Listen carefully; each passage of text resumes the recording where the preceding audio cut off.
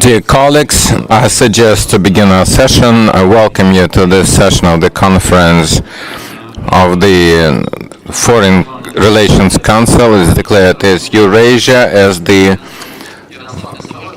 partnership region. I'm Yaroslav Lisavolik.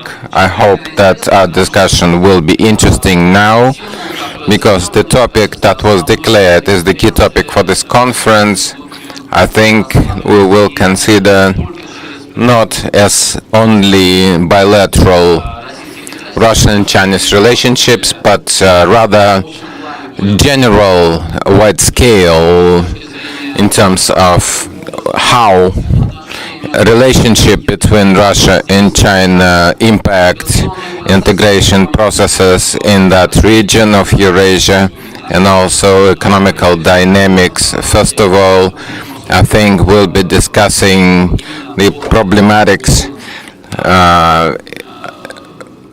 from the standpoint of how integration and economical space is being formed.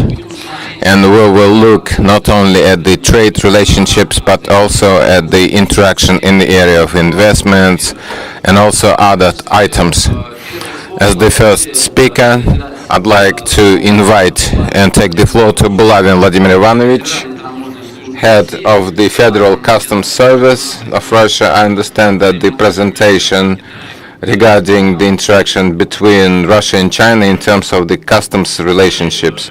Good afternoon, distinguished ladies and gentlemen. Considering the agreement between the Russian President Vladimir Putin and Chairman of the CPR Xi Jinping as the collaboration in the area of the Eurasia and economical belt and the Silkway and the customs of China and Russia, we have a number of the projects intended for the simplification of the customs clearance. This objective is our objective because of the initiative of the presidents of our country and chairman of China in order to organize Eurasian and multilateral and bilateral relationships between the participants of the European Economic Union and the Shanghai Organization of Collaboration. The geography of such initiatives include two major routes. The first from China through Central Asia to Russia and Europe, and the second from China to the Central and Western Asia. China and Russia are connected by 39 railways. Since 2013, at the moment of initiation of this economic way and Silk Way from Russia to the Russian territory, more than 10 million tons of cargoes through the territory of Eurasian Economic Union, more than 150 million tons. Administration of these trade flows must be based on the principle of mutual collaboration along the routes. Cannot stand without customs participation and application of modern customs technologies. On this way, Federal Customs Service of Russia, within the framework of multilateral and bilateral collaborations, is realizing a number of the projects in order to facilitate trade between the countries through minimization of the customs procedures and the shortening of the time for smooth movement of cargoes. Key partner in building the Eurasian Economic Union in economic one way, one belt, Silk Way. Together with the Russian partners, we conduct experiment of mutual recognition of the results of the customs clearance in relation to certain kinds of cargo, within framework of which the Russian-Chinese border, in simplified way, we had almost 1,000 vehicles. In the nearest time, we expect substantial increase of this number after the spreading of the experiment at the Zabaykalsk-Manchuria checkpoint. We expect that this checkpoint will be implemented in the nearest time. Since 2015, in experimental mode, we have realization of the Green Corridor in relation to the Chinese goods. The first result showed acceleration of the administration of the customs procedure, sometimes with a factor of 3. Along with the perfection of the already realized projects, we develop new projects. We work towards improvement of the inspection checkpoint facilities in order to make more efficient customs clearance. And we will conclude new agreement in the area of collaboration of the customs agencies.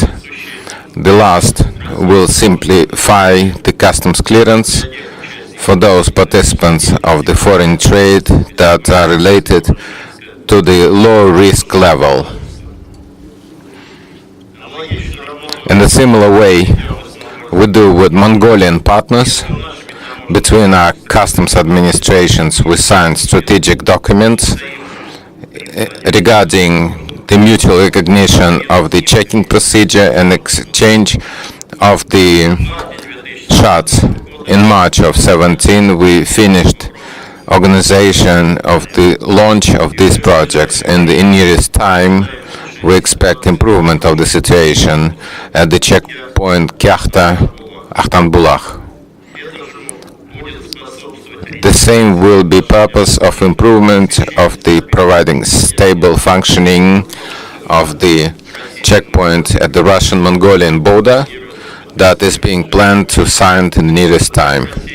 The Customs Service of Russia is welcoming Mongolian initiative stepway together with the China and Mongolia. Since 2015, we have participation of the connection with Eurasian Economic Union and the Silkway. The Customs Service of our 3 countries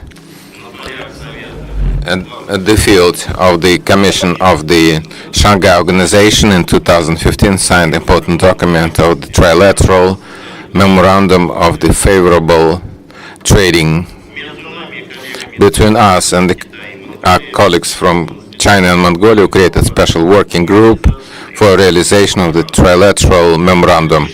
In 2016, with the presence of the heads of the 3 states, we signed agreement of the mutual recognition of the results of the customs clearance in automotive checkpoint. What are results that we expect from our trilateral interaction? Acceleration of the clearance at the border, absence of the queues, and as the consequence, cutting the costs and enhancement of the goods flows.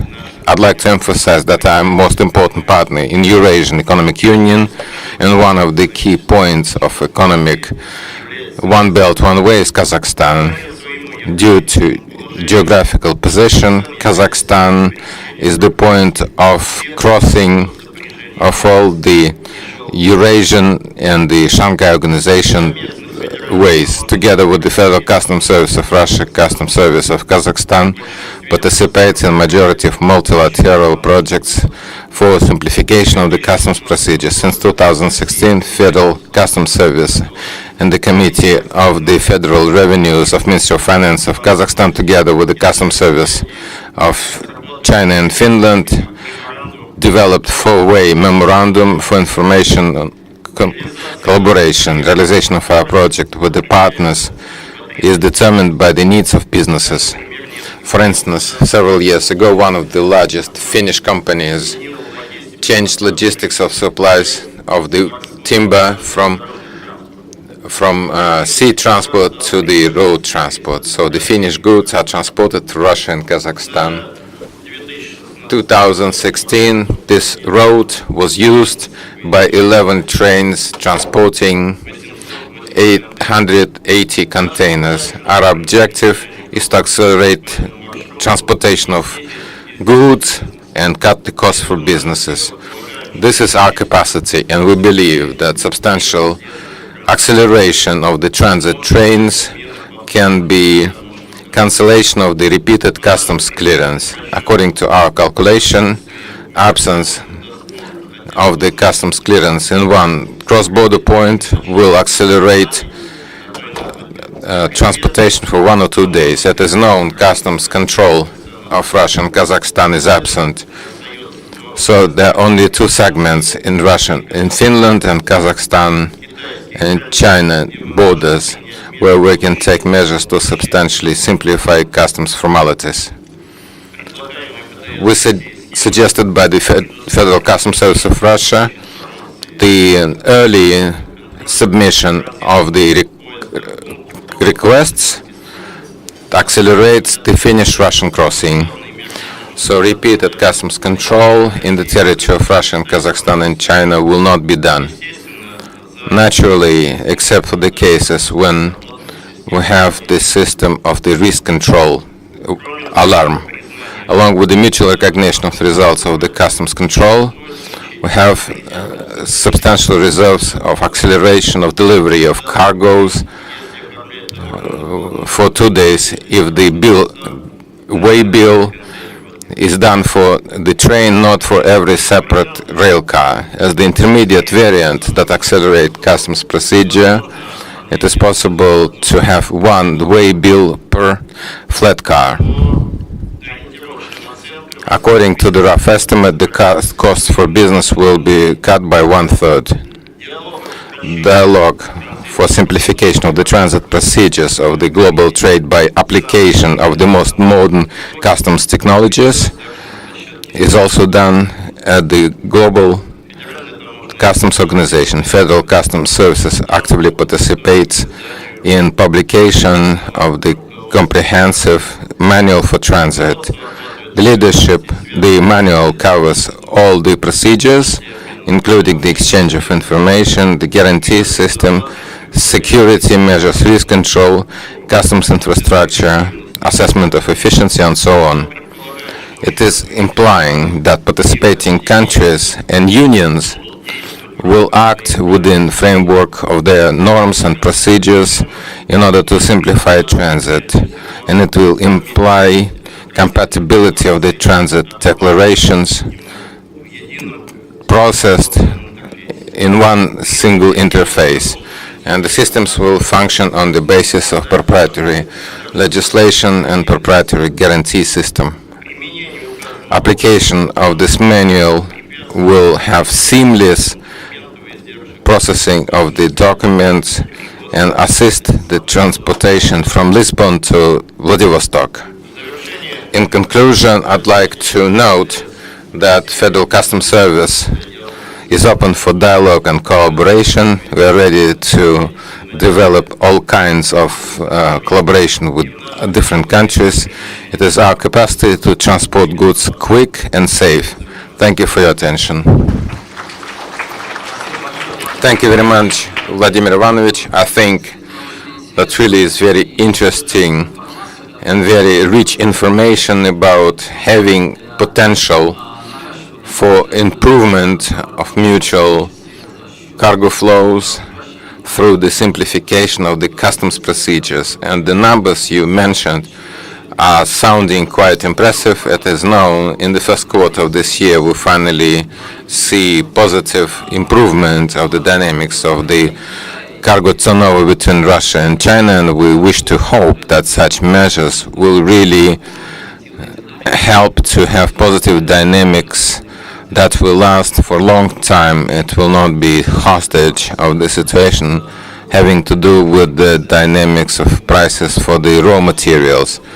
Because of this, I'd like to give floor to Chinese representative for discussion, Mr. Zhao Huashen, professor of the Institute of Fudan University, and I would like to ask you, how much do you see in terms of potential of relationship between Russia and China, such as the economical relationship, trading relationship, how much this potential can help to improve positive dynamics of the cargo turnover in the long term?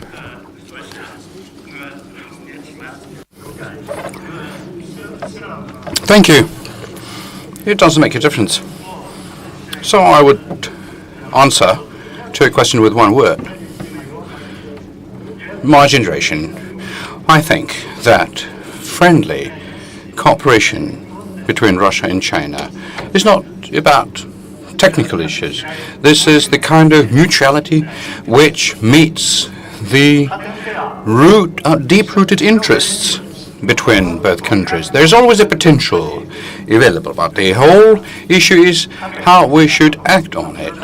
That is what we're currently discussing. And I've got a different topic. That is why, yes, I will speak in Chinese. It is easy for me.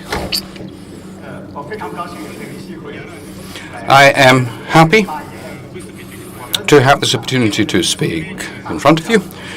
The theme of my presentation is the cooperation between China and the big Eurasia. Last year, Mr. Putin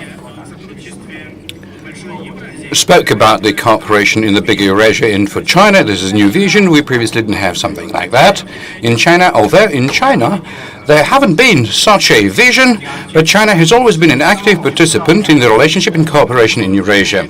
We know that back in 2001, China, Russia, Kazakhstan, and other countries founded the Shanghai Organization for Cooperation, and then many observers and other participants joined it, the majority of which represented Eurasia, and they have been cooperating in the area of humanitarian, economic, and security areas, and that is already a European partnership. Now, and as far as the Chinese economic Silk Route belt is concerned, it also includes the European cooperation in itself, because it includes Russia, Middle East, South Asia, Western Asia, Caucasus, Eastern Europe, etc. That is why this is a different yet form of cooperation in a bigger Eurasia. And I believe that for such a cooperation, there are objective reasons. There are somehow two forces which are interplaying with each other within the space in this process. The first one is China, which is undertaking its activity, moving it from north to south, to the south, and Eurasian Economic Commission, and Russia, which is somehow moving from north to the south, and here they meet together, and here everything opens up for their cooperation, new economic and political horizons. But at the same time, the former Soviet Union space is something that in China is also associated with Eurasia, although a lot of different changes took place within this space during the past 20 years, and the border between the Soviet Union and the surrounding countries are not as precise as they used to be, because the former Soviet neighbors, they are again joining the former neighbors and Russia, which used to be the core, and so the borders are no longer that straightforward. We know that Shanghai Organization for Cooperation is expanding. We know that Pakistan and India want to join it, and that expands the Shanghai Organization for Cooperation up to the size of the whole Eurasia. China and Russia, in the area of politics, have already been able to resolve their problems, because we have already announced that we should develop multilateral partnership relations in Asia, including the Shanghai Organization for Cooperation, Eurasia, ASEAN, and principally there shouldn't be any issue about it. But if one is to speak about China, there is additional sense in it, because certainly under the Eurasian cooperation, when we talk about it, we mean Russia as well as cooperation with other Eurasian nations, where you find both Russia as well as cooperation within the whole of the Eurasian landmass, which is important to China. Relation between Russia and China is, of course, a nucleus for all of these European partnership relations. To the extent I know, Russia hopes to bring in other Asian countries and to alleviate their roles in this, including Japan, India, ASEAN countries, and Vietnam, in order to achieve an economic balance. And I believe this is a proper thinking. It isn't understood, but if we are to cast an objective look from the point of view of economics and politics, China, in any case, takes up the central place. If you take a look at trade, last year, China accounted for 14% in the mutual trade with Russia.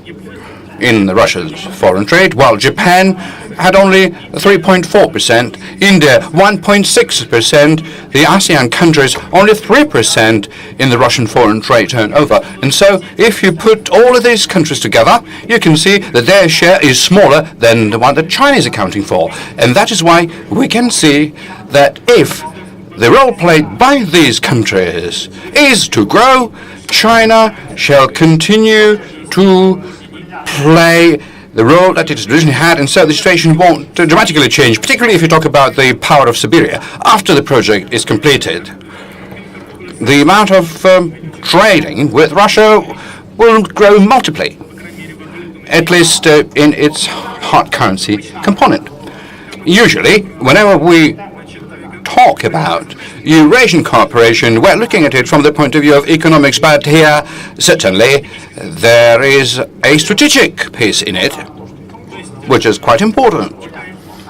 Meaning to say that China and Russia in the Eurasian area, including the Central, Southern Asia, Western Asia, the Caucasus, the Eastern Europe, China and Russia are partner states. And this partnership does a lot of good. And we ought to cooperate here, because if we compete against each other, that would create chaos and would negatively affect the stability in the region. And this kind of stability is something that we need.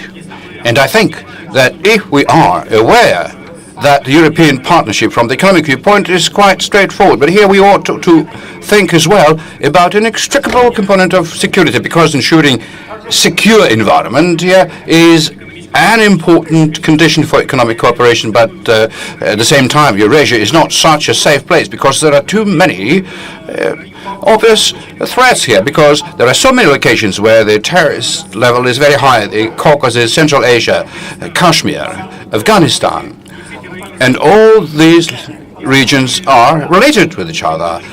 If we are to talk about the cooperation throughout the whole Eurasia, we ought to be able to come up with new ways of how to control terrorism within the whole Eurasia, particularly since the terrorists, they don't recognize borders between countries. They are very dynamic. They move around from country to country, and consequently we also ought to change our approaches. And so I think I would like to touch upon several principles about the cooperation in the Great Eurasia. The first thing is something that Russia was saying, it's just the openness. Cooperation should be an open one, without excluding other Eurasian member countries. The second principle is equality. Certainly, China is the biggest regional country, but we respect other nations and the sovereign rights of other states. The third principle is the multipolar interests. And it is also very important, because every nation is looking at the Eurasian Partnership in its own way. Everyone has their own views and their approaches, because everybody has its own interests. For example, Russia is trying to develop towards the South and Southeastern Asia, the Northeastern Asia, while China, in the reverse direction, is trying to develop into the Central Asia, towards the Caucasus and the Eastern Europe. For example, Kazakhstan is the Eurasian country, and they are trying to develop both ways, westward and eastward, towards Russia and towards China as well.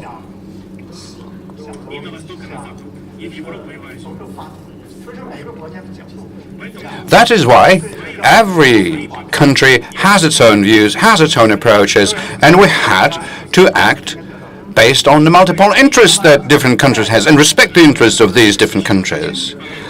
Another important point: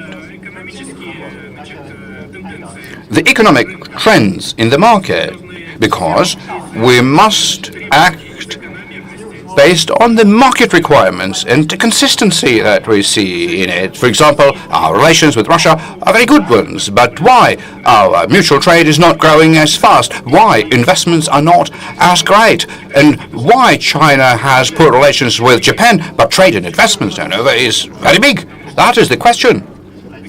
Because economics should follow the economic laws, while politics is not making it possible to understand all of the economic processes. I'm not an economist, but to me it seems that this is the issue which should be dealt with on a purely economic ground. Another point, we ought to cooperate in the area of security.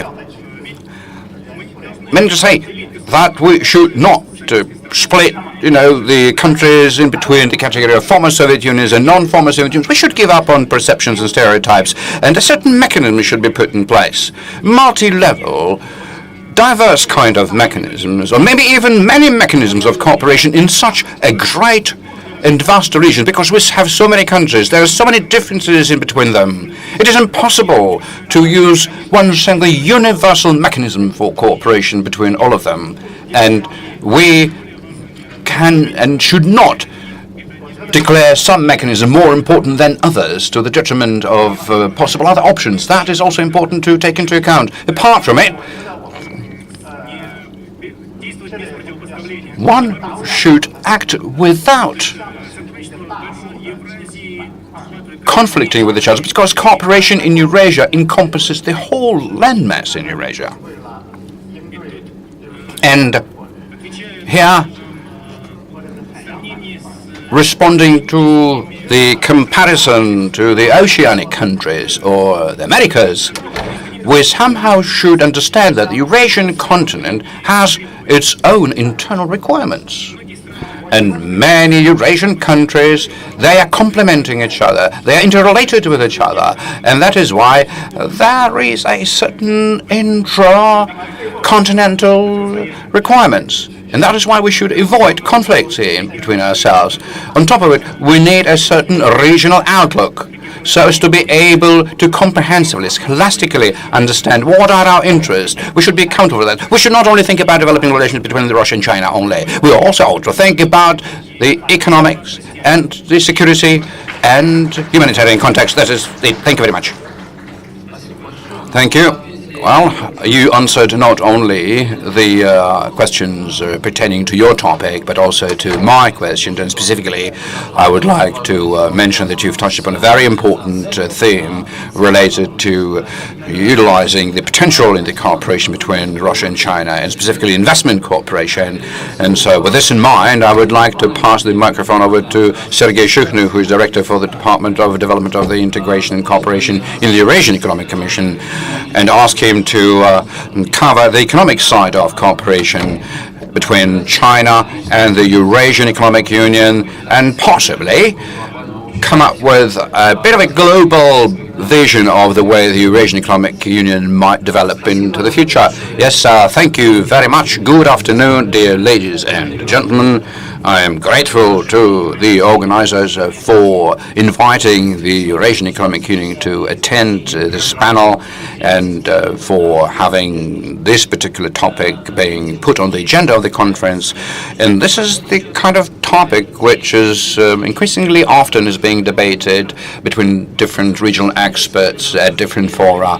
And the issues that you are raising today, they're large scale and by themselves may become main topic for a separate conference, but nevertheless, considering the timing given to me, I would like to give you a brief vision by the European Commission upon the key highlights that we see, specifically the relations between the Eurasian Economic Union with China, then the international cooperation pursued by the Eurasian Economic Union with the Asian countries, and ultimately our vision of the concept of the bigger Eurasian Continental Partnership. And so the first thing, cooperation with China, is something that our Eurasian Economic Commission started before the Union was launched, because China became one of the first foreign nations which demonstrated interest towards the Eurasian integration process. And back in 2012, separate sectoral memoranda were entered into between our Commission and the Ministry of Commerce in China about cooperation in commercial and trading issue, as well as in anti-dumping, compensatory and protectionist measures. And in this way, Beijing, from the very beginning, very clearly set its position towards developing the dialogue with the European Economic Union as an integrating entity, acknowledging its international legal status and the role of the Eurasian Economic Commission as its supranational management body. After the Union was launched back in 2015, cooperation with China reached a new level. Very ambitious tasks were set, and effectively two basic areas of cooperation were defined between Eurasian Union and China. The first one is developing non-preferential treatment project on trade and economic cooperation between the member states in the Eurasian Union and China. The purpose of the document was to facilitate access of goods and services to each other's markets and identify the basis for the dialogue covering a broad set of issues which already have been raised to the supranational competency.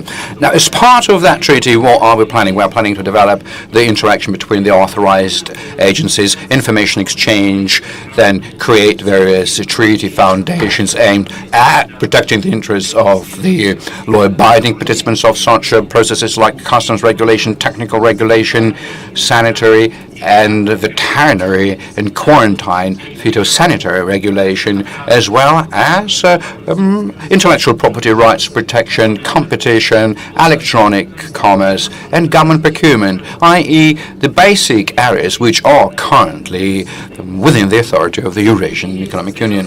By present, I should say, 3 rounds of negotiations took place in one intersessionary meeting, and I would like to emphasize that through a relatively short period of time, the structure, the format, and the concept of the main parts of such a treaty were agreed upon, and the various contradictions and discrepancies were identified in different countries' positions, and conceptually a number of articles were also agreed upon. The second area of work is to bring together the economic Silk Route Belt and the Eurasian Union. At the same time, this particular initiative is being coordinated along with the negotiating process to enter into above-mentioned treaty on trade and economic cooperation, while the treaty itself is being perceived as one of the elements of the overall interaction work. So both areas of cooperation with China are under a scrutinous attention, both by our leadership and the leadership of our both countries, as well as the senior executives of the Commission, my counterparts from the trading area who are supervising that, have been authorized with all necessary mandates. And as far as negotiations with China are concerned, this mandate was given in such a way so that on the one side to take into account in the maximum way the interests of the 5 member states who are already there, and on the other hand our Chinese partners, while the negotiating agenda includes only those points which are being supported by all the parties. And so this work of coming together is starting from putting together the data bank on various projects of sectoral cooperation which are currently being implemented or which are being planned to be implemented by the Chinese and the Russian counterparties. And we agreed upon in August 2016 in Beijing, the chairman of the board of the Eurasian Economic Union and the first vice premier of the State Council of China, Zhang Gaoli, who in China is responsible for the implementation of the One Way, One Belt project. So this data bank has started being established and is being supported by the separate members of the Eurasian Union. A very good platform it is to discuss the interaction within the Business Council of the Eurasian Union, which unites the key associations of all of the 5 member states of the Union. And quite recently at Bishkek on April 25th, this is the agenda which was considered by the Business Council session. The dialogue with the business, what it enables us to do, it enables us to avoid competition between different projects with China inside the Union and develop a common position by all of the 5 member states in such a way so that these projects could complement each other. And that is, in the first place, about infrastructural projects. Certainly, this is investment project. And as part of a selection process for them to be commissioned, operation priority is with the ones which are oriented at developing and deepening trade and economic cooperation between our countries. And I would like to note that the same kind of constructive approach is applied to developing relations with the Eurasian Union, apart from China, has been defined as one of the priorities by many other Asian region countries. For example, Vietnam, who we entered into our first treaty on the free trade zone, as well as India and Singapore, South Korea, with whom we are currently negotiating to establish the free trade zones. We are interacting also with Mongolia, with Cambodia, within the format of the memoranda as part of the working group which covers all such areas. And I would like to mention such countries as Thailand, Bangladesh, Indonesia, Brunei, with whom we're currently debating the possibility of entering into respective framework agreements. Now, what's notable is that the dialogue in Asia between the Eurasian Economic Commission and it is developing not only with individual countries, but also with the regional integration associations, which is, of course, Shanghai Organization of Cooperation, which was multiply mentioned before. But I would particularly like to know the development of our relations with ASEAN countries. Back in 2016, there took place a meeting between the chairman of the board with the general secretary of ASEAN during the Sochi ASEAN summit.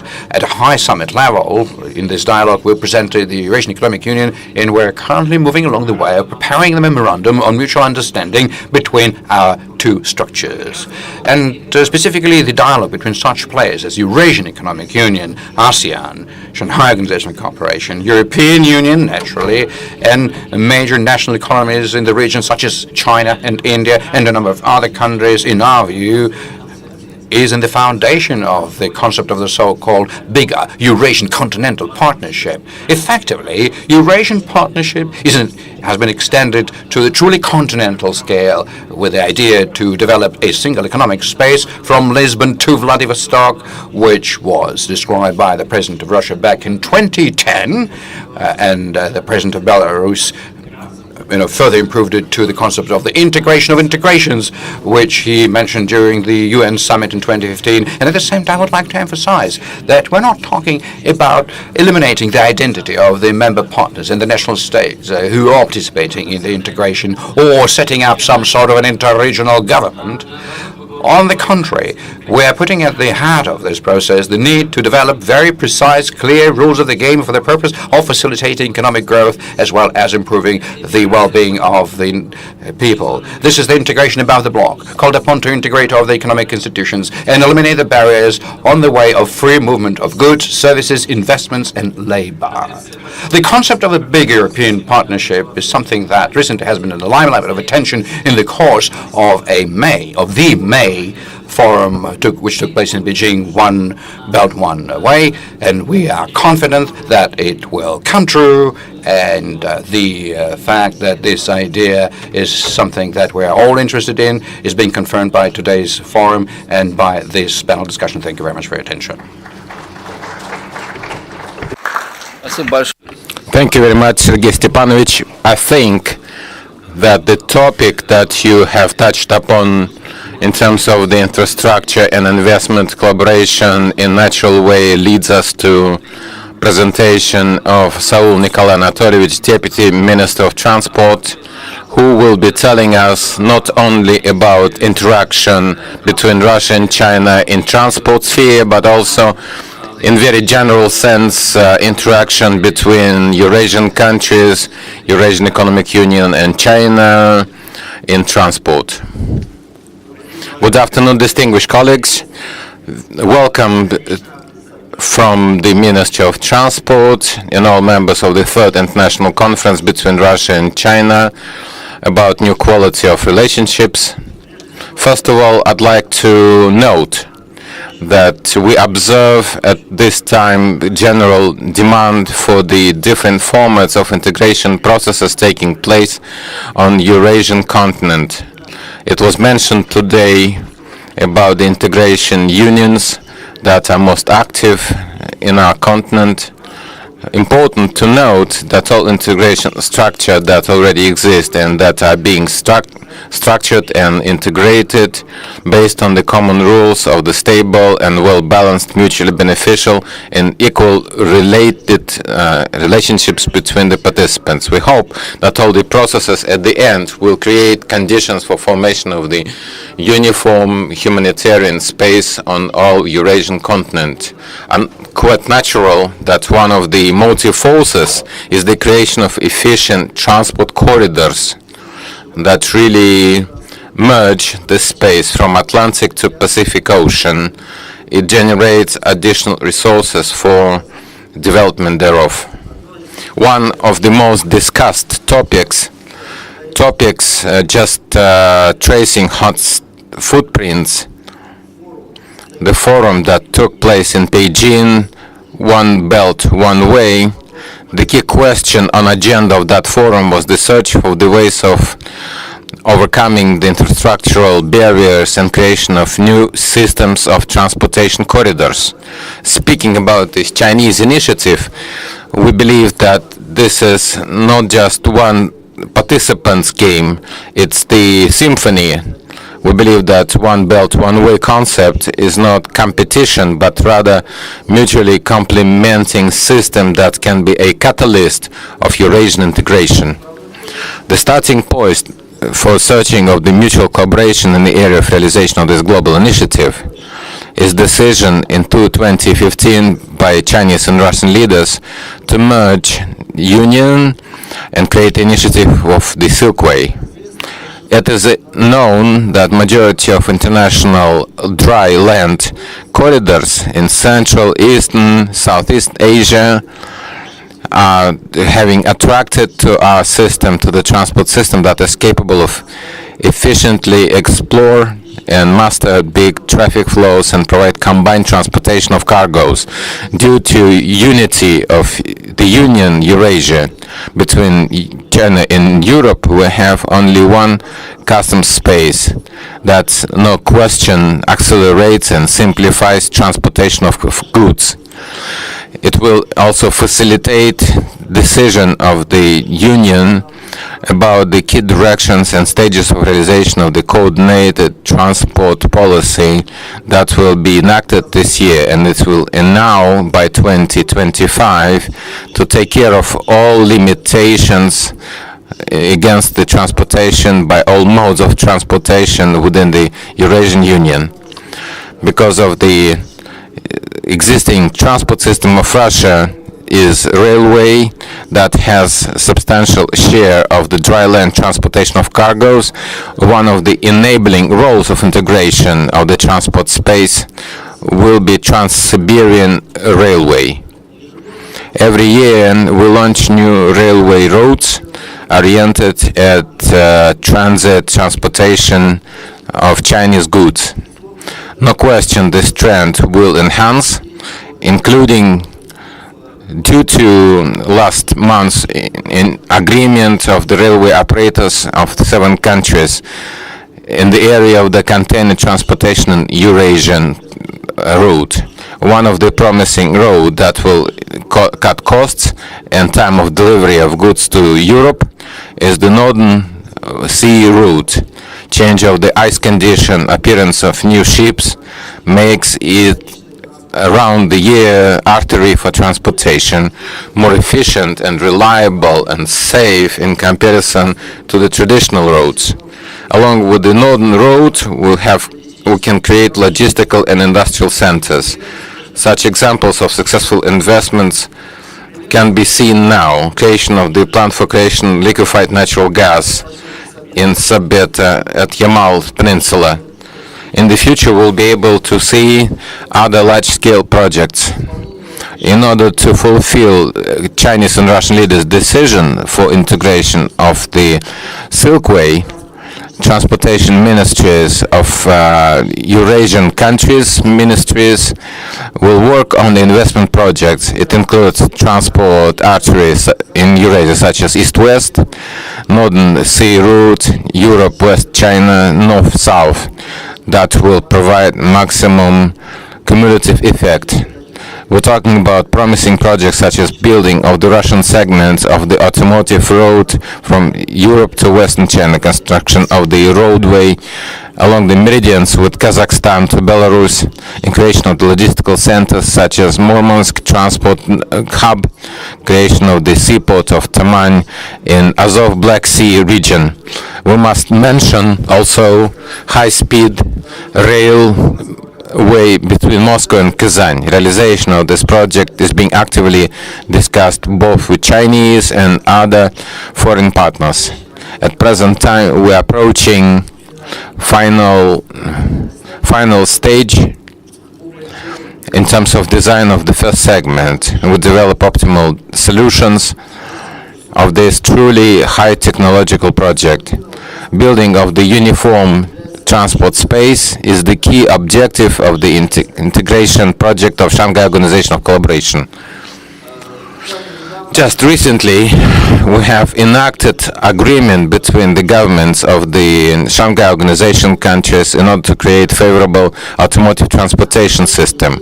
Last week in Beijing, we had meeting of the relevant joint commission, and I had honor to participate in that meeting, and we discussed that starting 2018, we will launch new multilateral permissive system of automotive transportation system at the space of the Shanghai Organization.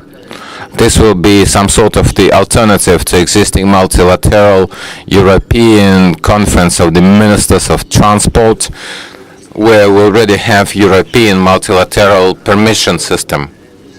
We must notice international agreement of the automotive transportation along the Eurasian roads signed by Russia, China, and Mongolia on the 8th of December 2016 in Moscow. This is opening of another transit road connecting Russia and China through Mongolia.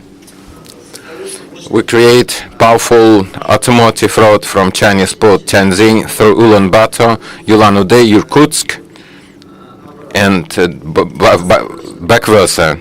We conduct the work and realization of agreements of the Sochi Summit, Russia, ASEAN, related to the interrelation of the transport system. December last year, we had meeting of the ministers of the Association of ASEAN. As the result, creation of the safe roads in Southeast Asia to Europe with the usage of intellectual transport systems and with the usage of GLONASS technology. All the projects are being realized, and that are also initiated will be good foundation for steady communication between Europe and Asia. Thank you for your attention. Thank you, Nikolai Anatolievich. It looks like one of the important aspects of cooperation between China with the countries of Eurasia in transport sphere is building of this very important links between East and West, between Europe and Asia, even more so that these links in many ways in the recent times, in the recent years, losing momentum. And here I'd like to address representative of the European Union. It's Usatskas Vigdaudas. Last time we spoke in relation to the interaction between European Union and Eurasian Economic Union by about a year ago. It was RSMD, I think, and quite interesting discussion we had. At that point of time, it seemed to me that common verdict on the part of the all participants was that yet full-scale, ambitious partnership between the European Union and European Eurasian is not realistic. And after a year, it looks like there is no radical improvements that we can see. What is your take? Do you believe there's any opportunity for these projects, including Chinese project One Belt, One Way, that unites East and West, including connect our country and Western countries of European Union, can resuscitate the relationship between our country and the European Union countries? Thank you very much, Yaroslav. First of all, I'd like to express my appreciation to Igor Ivanov for present opportunity to speak here, and I'll answer that I was preparing so much to talk about Silkway that even purchased brilliant hand. It's the symbol how seriously we look at the future of our relationships, not only with Russia, but also with Eurasia and with the People's Republic of China. If you allow, I'll speak English. Use an opportunity to share European Union's position with respect to the topic you have suggested, but also dwell on what you have asked me. Indeed, first of all, I think it's self-obvious to remind that Europe and Asia share the same landmass. The European Union and China, two of the three biggest economies and leading traders in the world, are engaged in a deep and comprehensive strategic partnership. under the umbrella of the annual EU-China Summit, EU-China relations today encompass over 60 substantive and sectorial dialogues. The rise of China in the past years has happened with unprecedented scale and speed, and has not only changed the country internally, but has also given it more weight on the international stage. This presents major opportunities for EU-China cooperation, in particular in creating jobs and growth in the EU and in supporting China's own economic reform program. The European Union's global strategy confirms that the EU will engage China based on respect of rule of law, both domestically and internationally, and will pursue a coherent approach to China's connectivity drives westwards by maximizing the potential of the EU-China connectivity platform and the ASEM and EU-ASEAN frameworks. European Union will also deepen trade and investment with China, seeking a level playing field, appropriate intellectual property rights protection, greater cooperation on high-end technology, and dialogue on economic reform, human rights, and climate change. Both China and the Russian Federation are the countries of major importance to the European Union. Currently, as spelled out in the EU Global Strategy, managing the relationship with Russia represents a key strategic challenge for the European Union. This is a reflection of how things have changed. Regrettably, instead of building a strategic partnership based on converging values, economic integration, and increasingly open markets, and a broad societal modernization agenda, we now, EU and Russia, find ourselves seeking to manage our differences. And some of those, like over Ukraine, have a profound nature. And yet, we also recognize that the European Union and Russia remain interdependent on a wide range of bilateral and multilateral issues, be they trade, energy, or global matters. And we discuss them at first hand and at various levels, as it was done just a couple of weeks ago when High Representative Vice President Federica Mogherini visited Moscow for substantial talks with Foreign Minister Sergei Lavrov.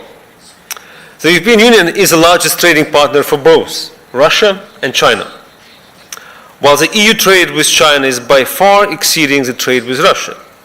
China is European Union's second largest trade partner after the United States of America. And China and the EU are trading more than 1.4 billion every day. Euros, 1.4 billion euros every day. Our bilateral trade in goods reached 515 billion last year. For the same period, EU-Russia trade is 191 billion euros. When it comes to investments, I also want to state that the bilateral investment agreement that we're currently negotiating with China aims at increasing even further open trade and investment between us. The new agreement is a great opportunity for a new and better market access for investors on both sides, China and the EU, leveling the playing field without discriminations based on origin or ownership, and with greater certainty, transparency, and fairness. Since China decided to fight against protectionism on the global scene, the European Union and China share a common interest. This is to support multilateralism with the United Nations at its core, and to work together towards rules-based global governance, including observance of WTO provisions. Even if EU-China relations are not without challenge, we could further advance our strategic partnership based on our common understanding about economic integration and open markets, what both China and the European Union strongly advocate. In difference with China, I must regret, Russia has embraced protectionism and officially announced import substitution policy to be its first priority. Russia has thus adopted recently a wide range of measures affecting all important economic sectors and distort the level playing field by discriminating foreign suppliers. It seems that Russia wants more to isolate its businesses from the global supply chains than to integrate them into global supply chains. At the same time, European Union is the largest trading partner for Russia, accounting for 46% of Russia's foreign trade in the first 3 months of this year, a 3% increase compared with 2016. We therefore need to cooperate further. Both China and the EU are highly dependent on imports of fossil energy sources and together represent approximately a third of total global consumption. In the framework of the last 2 EU-China summits, the European Union and China agreed to improve the infrastructure links and to cooperate in the field of energy in order to tackle jointly the multiple challenges related to energy security, global energy architecture, climate change, and environmental degradation. Let me now turn specifically to the issues of connectivity and China's One Belt, One Road initiative, which is of a special relevance in the context of this conference. The European Union is already one of the biggest trade and investment partners of all Asian countries. Our economic prosperity is deeply interdependent both ways, and the EU's global strategy deeply recognizes that a direct connection between European prosperity and Asian security. The European Union will seek to make greater practical contribution to Asian security. We'll continue to support state building and reconciliation processes in Afghanistan, together with regional and international partners. We'll promote non-proliferation in the Korean Peninsula, and we shall support ASEAN-led regional security architecture. In Central and South Asia, we'll deepen cooperation on counterterrorism, anti-trafficking and migration, as well as enhance transport, trade, and energy connectivity. During the EU Central Asia's strategy review in 2015, the European Union reconfirmed commitment to a relationship based on the principles of responsibility and ownership, fostering the stable, secure, and sustainable development of the region. I'd also like to note that recent international developments have increased the importance of ASEM as a key building block for a rules-based international order which the European Union stands for. We, together with other players such as China, Japan, Korea, as well as Russia, are in support of these efforts. The European Union will deepen its economic diplomacy in the Asian region, working towards ambitious free trade agreements with strategic partners such as Japan and India, as well as ASEAN states, with the goal of an eventual EU-ASEAN free trade agreement. The European Union supports initiatives to upgrade infrastructure which contributes to sustainable growth in the Euro-Asian region. Done in the right way and carefully evaluated, more investment in cross-border infrastructure links would unleash growth potential with benefits for all. European Union strengths European networks are already extending east and south. We want to better connect to our neighbors and partners. China is at one end of the Belt and Road. Europe is at the other. We support cooperation with China on its One Belt, One Road initiative on the basis of China fulfilling its declared aim of making it an open initiative which adheres to market rules, EU and international requirements and standards, and complements EU policies and projects in order to deliver benefits for all parties concerned and in all the countries along the planned routes. The EU-China Connectivity Platform, which was established in 2015, with the intention of finding synergies between EU connectivity initiatives, such as Trans-European Transport Network Policy and China's Belt and Road Initiative. As highlighted by European Commission's Vice President, Mr. Katainen, who attended One Belt, One Road Forum in Beijing on the 14th, 15th of May, it is important to ensure that any ambitious scheme to connect Europe and Asia should adhere to the following 8 principles. First, transparency on plans and activities together with open, rules-based public tenders and reciprocal market access. Second, inclusiveness by ensuring that all parties and countries have a fair say on priorities. We should use multilateral frameworks like ASEM to make this a reality. Third, long-term vision. We cannot deliver with a piecemeal approach. We need a robust feasibility study with a strong focus on economic and environmental aspects. Fourth, this will help to avoid the mistakes of the past.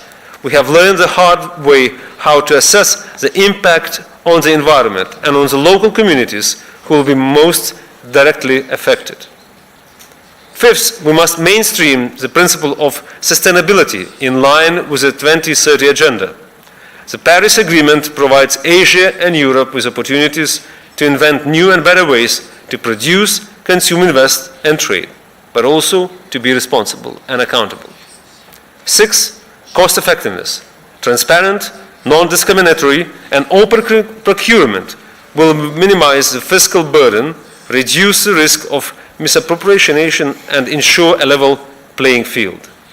We need to apply global standard lending disciplines, but also bring in a more innovative approach to financing, including public-private partnerships and risk sharing. 7, we must involve multilateral banks like the European Investment Bank, the EBRD, and the Asian Development Bank or the World Bank. Their decades of experience make them an invaluable partner for new institutions like the Asian Infrastructure Investment Bank. Finally, our eighth and perhaps most important principle should be reciprocal benefits for all, not only for countries, but also a fair chance for economic operators from all the sides. Thank you very much for your attention. Thank you very much, Mr. Shankets. I think that was very interesting presentation that I'm sure will cause questions from the audience during the following discussion.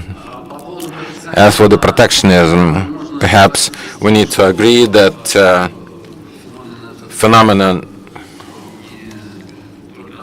is not just one or several regions, it's global phenomena. And perhaps the largest revelation of the recent year, I would say, is the growth of the protectionism, especially in the developed countries. About this, I believe we'll be speaking later. I would say that many clauses that Mr. Ušackas mentioned in terms of how must new architecture function, architecture of interaction between East and West, in many ways it is in concert with the criteria that was mentioned by Mr. Huashen. And I think that perhaps after time we will see a certain connection and approximation of the positions in relation of what are the key principles of functioning of the system, one belt, one way, and other connecting links between East and West, between Europe and Asia.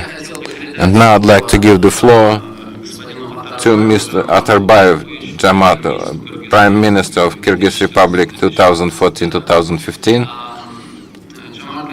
Jamat Karpovich, you were at our conference last year, the conference of Eurasian Bank of Development. In your presentation, you emphasized importance of non-utilized potential of one belt, one way. And really, for the countries of our region, we have substantial opportunity to activate our economic collaboration through realization of this mega project. In your point of view, since that time, did any change happen, any positive shifts towards better collaboration and better cooperation in this sphere? Like, by the way, in relation to this topic, say that Mr. Ušackas mentioned banks of development. I would include a Bank of Development, Eurasian Bank of Development, as the potential participant of this system of interaction in the Eurasian region. Please, Mr. Jamat Karpovich. Thank you, Yaroslav. Very sincere atmosphere we observe at our conference. It makes me do certain non-diplomatic statements. All of this for the good of the promotion of the topic that we discussed today. it is obvious that one of the key beneficiaries of potential Silk Way and the connection will be Central Asia. All of us in the Central Asia live in the countries without access to the ocean. Total of 7% of population live in these countries. Just recently we had 5. But recently we added total population.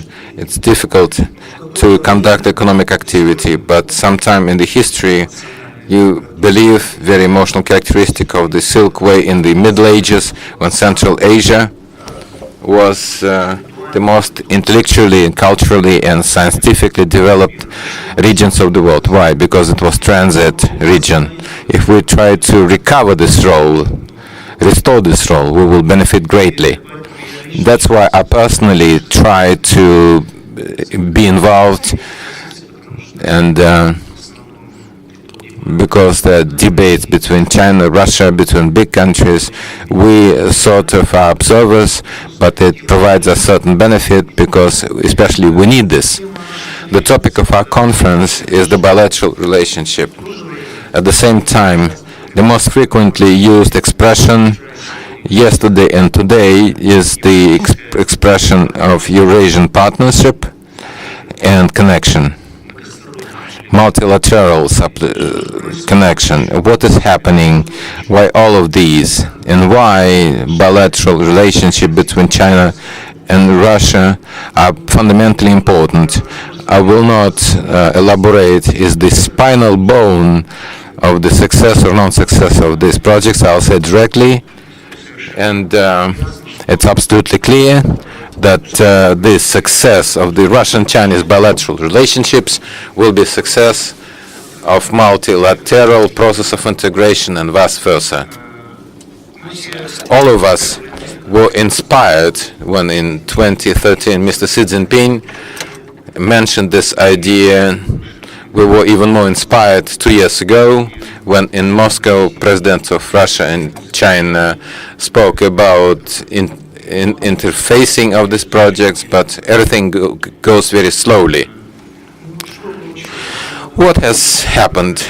As former bureaucrats, I believe that the state bodies simply are assembled in one folder, the combination of bilateral projects that are not developed out too quickly.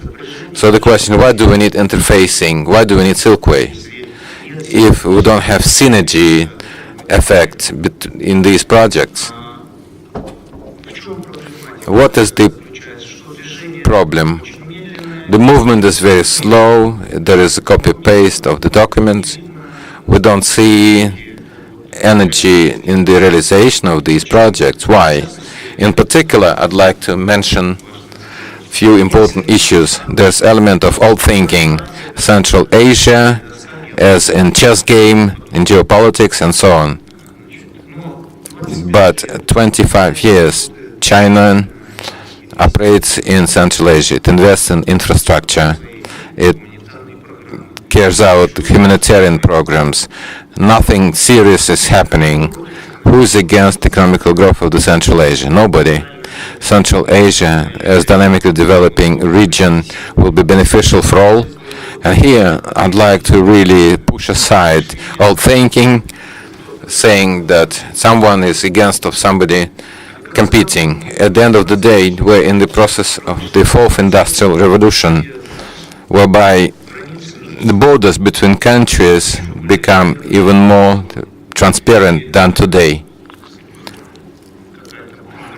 What is the competition between Central Asia? It seems to be it's not relevant anymore. Even geopolitical processes such as crisis of liberal democracy pushes us towards the efficient connection. There's a vacuum and that the Chinese people, Republic of China, is trying to occupy in the globalization process. In this sense, there is very good logics of successful story that can be realized on the way towards Silk Way. In China, I started to travel to China often. Tens of institutes that study this topic. Many people wrote papers. We don't have partners for these institutes. We still, in our countries, I mean. I'm talking about the papers of the ministries and agencies that don't have time for creative solutions. They cannot leap higher than their heads. We need to involve in our European, Eurasian countries, scientific community. We need to connect experts in using this venue so that we can give to the government real recipes of realization. The dialogue like this will help state bodies to promote this process. Seemingly, we have Eurasian Economic Commission. I know them well. I'm sorry, but I must say they don't have resources or they don't have capacity to move forward. And by the way, the delegation is not happening ideologically. It's the institute that must promote all of this as the effective secretariat for making economical and political decisions. And I'd like to make two observations that I observed within recent times. Maybe I'd like to advise our Chinese partners and make certain observations. The fact that Jingo, the Middle Empire, was something that always was Innocentric, that would have created good expansion, China in the good sense of it, into the surrounding world. Let's take a look at the geography, history, migration flow, when the Chinese communities were always apart from the rest. Take a look at its cuisine. It has always been something oriented inward. And so currently you don't not only have to build tunnels and roads and bridges, you have to enter in a humanitarian and cultural way, trying to absorb the kind of international experience which is different from the Chinese one. This is not just simply, doling out billions and trillions. It's a different thing. Here it's the soft power issue, which is so important. For example, I'm aghast and I'm stunned at seeing China not having the International Development Agency up till now, although there is an enormous help that is being extended to the third countries, when this positive institutional experience, which has been proven to be effective within the free economic zones, could be extended out to the countries who are willing to accept it, and in this way accumulate a very serious, useful potential of interaction by being able to learn deeper about this country. You've got a very excellent human potential, and so I believe that my part of this advice to you could really be a good one.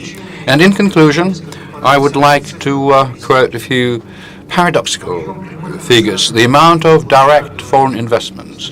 We heard yesterday, first cooperation and then trust. Yes, trust is the foreign direct investments into the countries of the Eurasian Economic Union. 87% of direct foreign investments out of China are going into Kazakhstan, whose economy is 10 times smaller than the Russian one. About 25 billion US was invested into the Russian Federation, about 3 billion.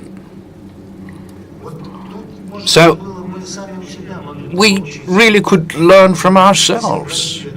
If Russia were to achieve at least 1/10 of the level of Kazakhstan, the amount of investments would be at 30 billion US into the Russian economy from China.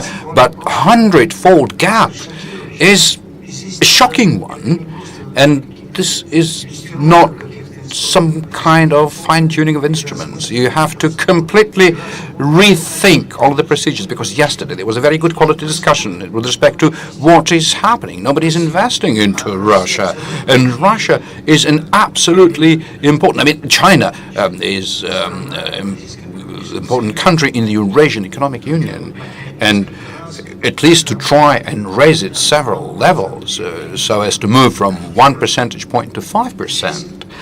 So what is necessary here is analysis, because you can ask the very same Kazakh partners, what is it that you did in order to make the Chinese investors so interested?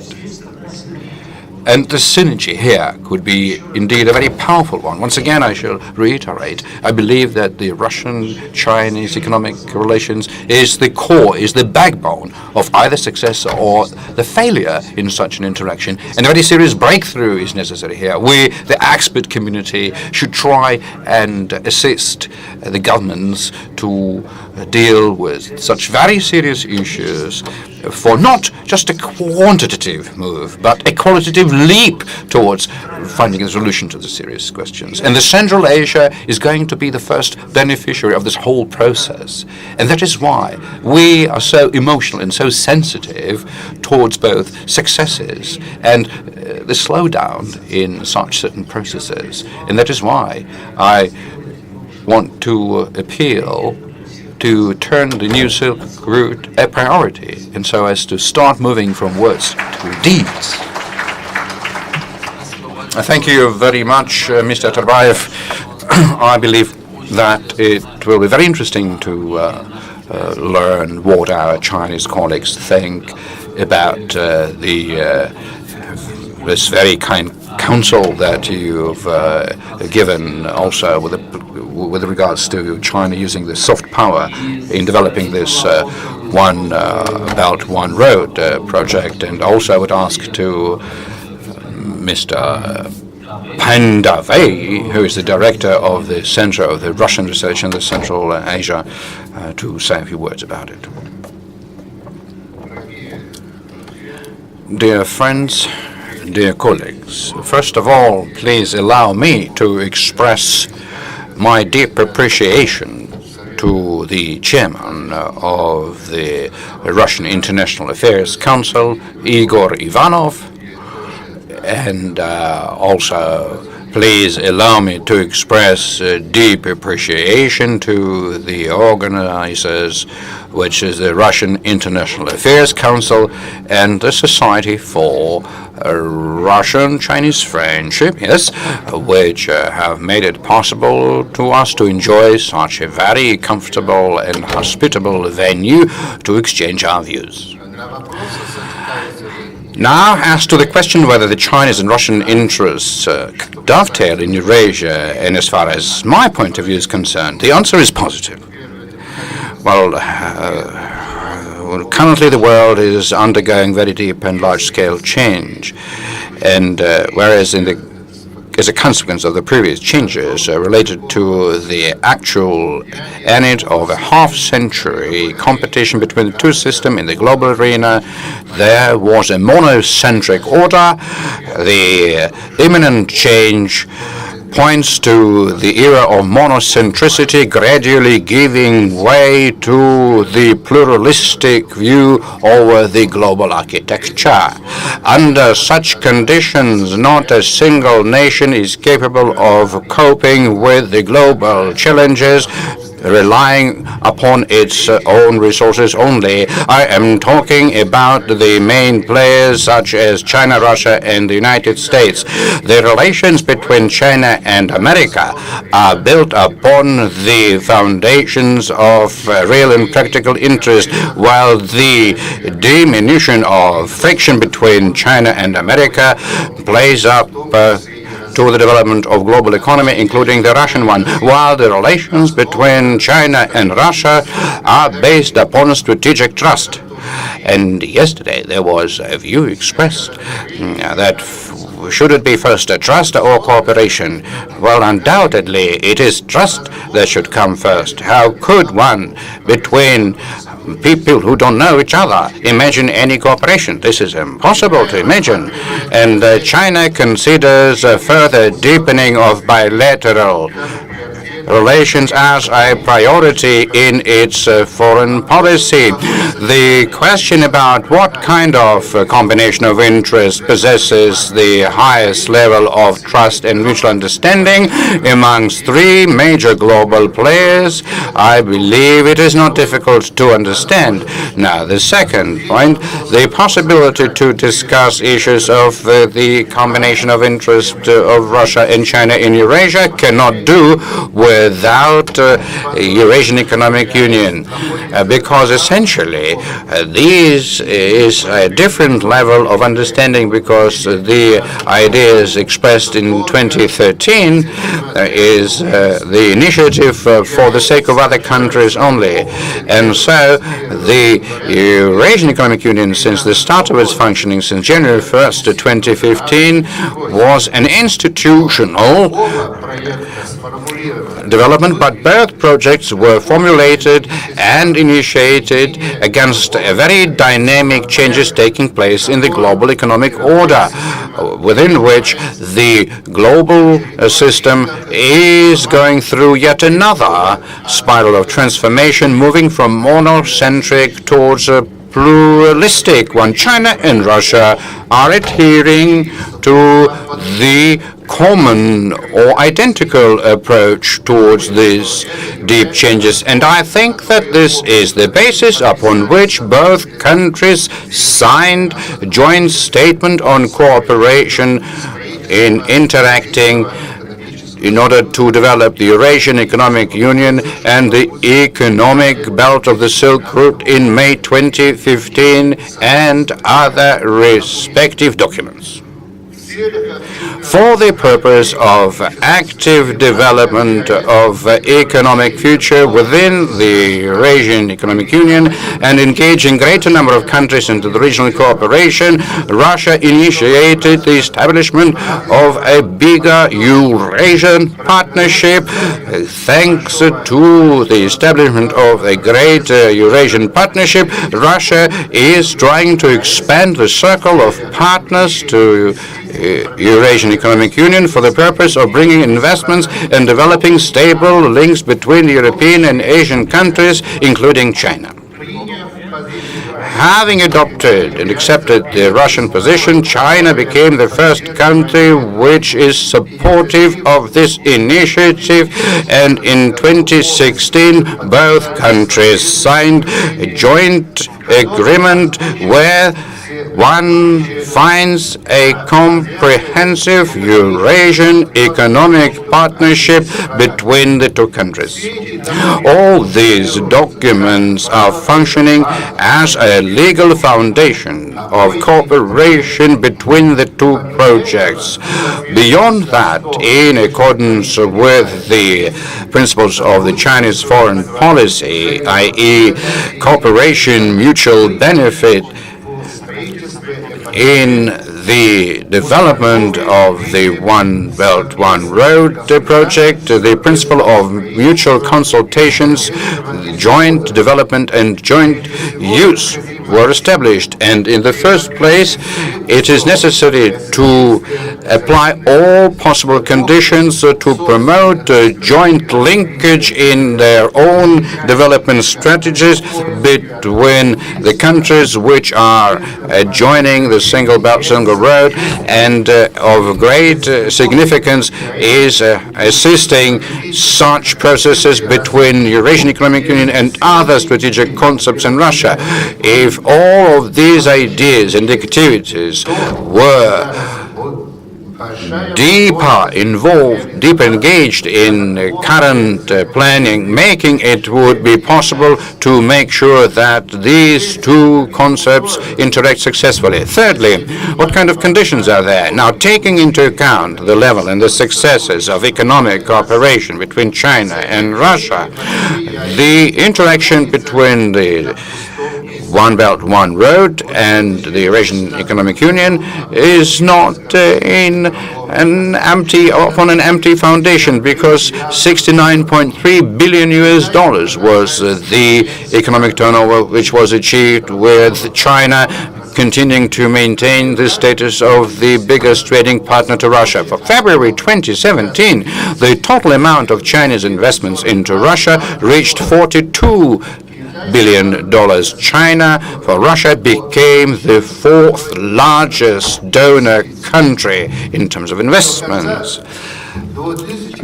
Until 2015, amongst the 13 joint industrial parks that China had abroad, which received the government certification, 4 parks amongst them are located in Russia.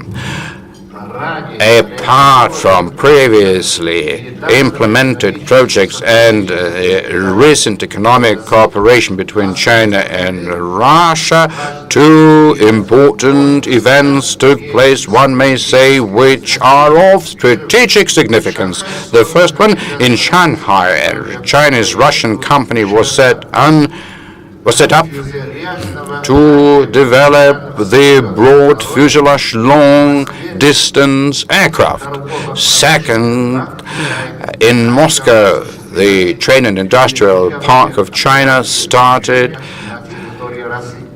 conducting clearinghouse operations in the territory of Russia. The Trade and Industrial Bank of China is not only one of the biggest banks in the world, it also has a license to work with securities and to conduct brokerage depository activities in Russia. The results of business cooperation between the 2 countries demonstrate that the quality of economic cooperation between Russia and China is growing. China became the biggest trading partner and an important source of foreign investments for Russia, while Russia has become one of important sources of energy resources and high technologies for an application in China. But nevertheless, in terms of the scale and the size of economic cooperation between Russia and China,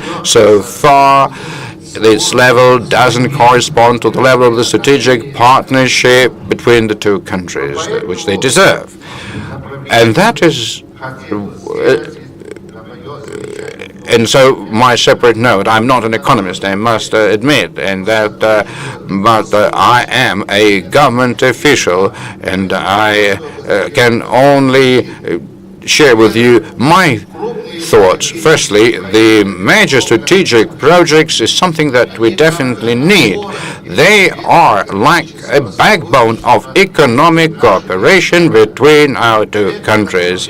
And in this area, already tangible changes took place. However, the implementation of such a cooperation between the One Belt, One Road and the Eurasian Economic Union project is something that not only should be supported by the government, but also there should be support and understanding from the society. As is usual, any product is a symbol of the country which produces it, which provides consumers with a direct perception in order to deepen the understanding and to acknowledge the Russian symbols of this sort amongst the Chinese people. It is necessary on a greater scale to import from Russia goods which directly being used in people's everyday. A good beginning is a recent appearance of Russian food products in the Chinese market. Well, as they say, love comes to heart through the stomach. And I hope that the liking towards the Russian food products would also come into the hearts of the Chinese people through their stomachs. Secondly, on a timely basis, using the negotiations to simplify trading procedures between Russia and China, to put an emphasis upon the importance of developing of the free trade zones. But according to my vision, one of the biggest barriers here is related to a human mindset. I mean, in terms of how people perceive the openness of the market. 30 years ago, China was facing a choice to open up its market or not. But the choice was made, and history demonstrated that the openness brought to China and is bringing to China benefit for its economic development. Thirdly, the development of the Far East as one of the key strategic objectives pursued by Vladimir Putin such a priority development is something that is being seen through the whole of the 21st century. And bearing this practical experience, our Academy came up with a proposal to set up a new mechanism for joint development of the Far East, but this is the issue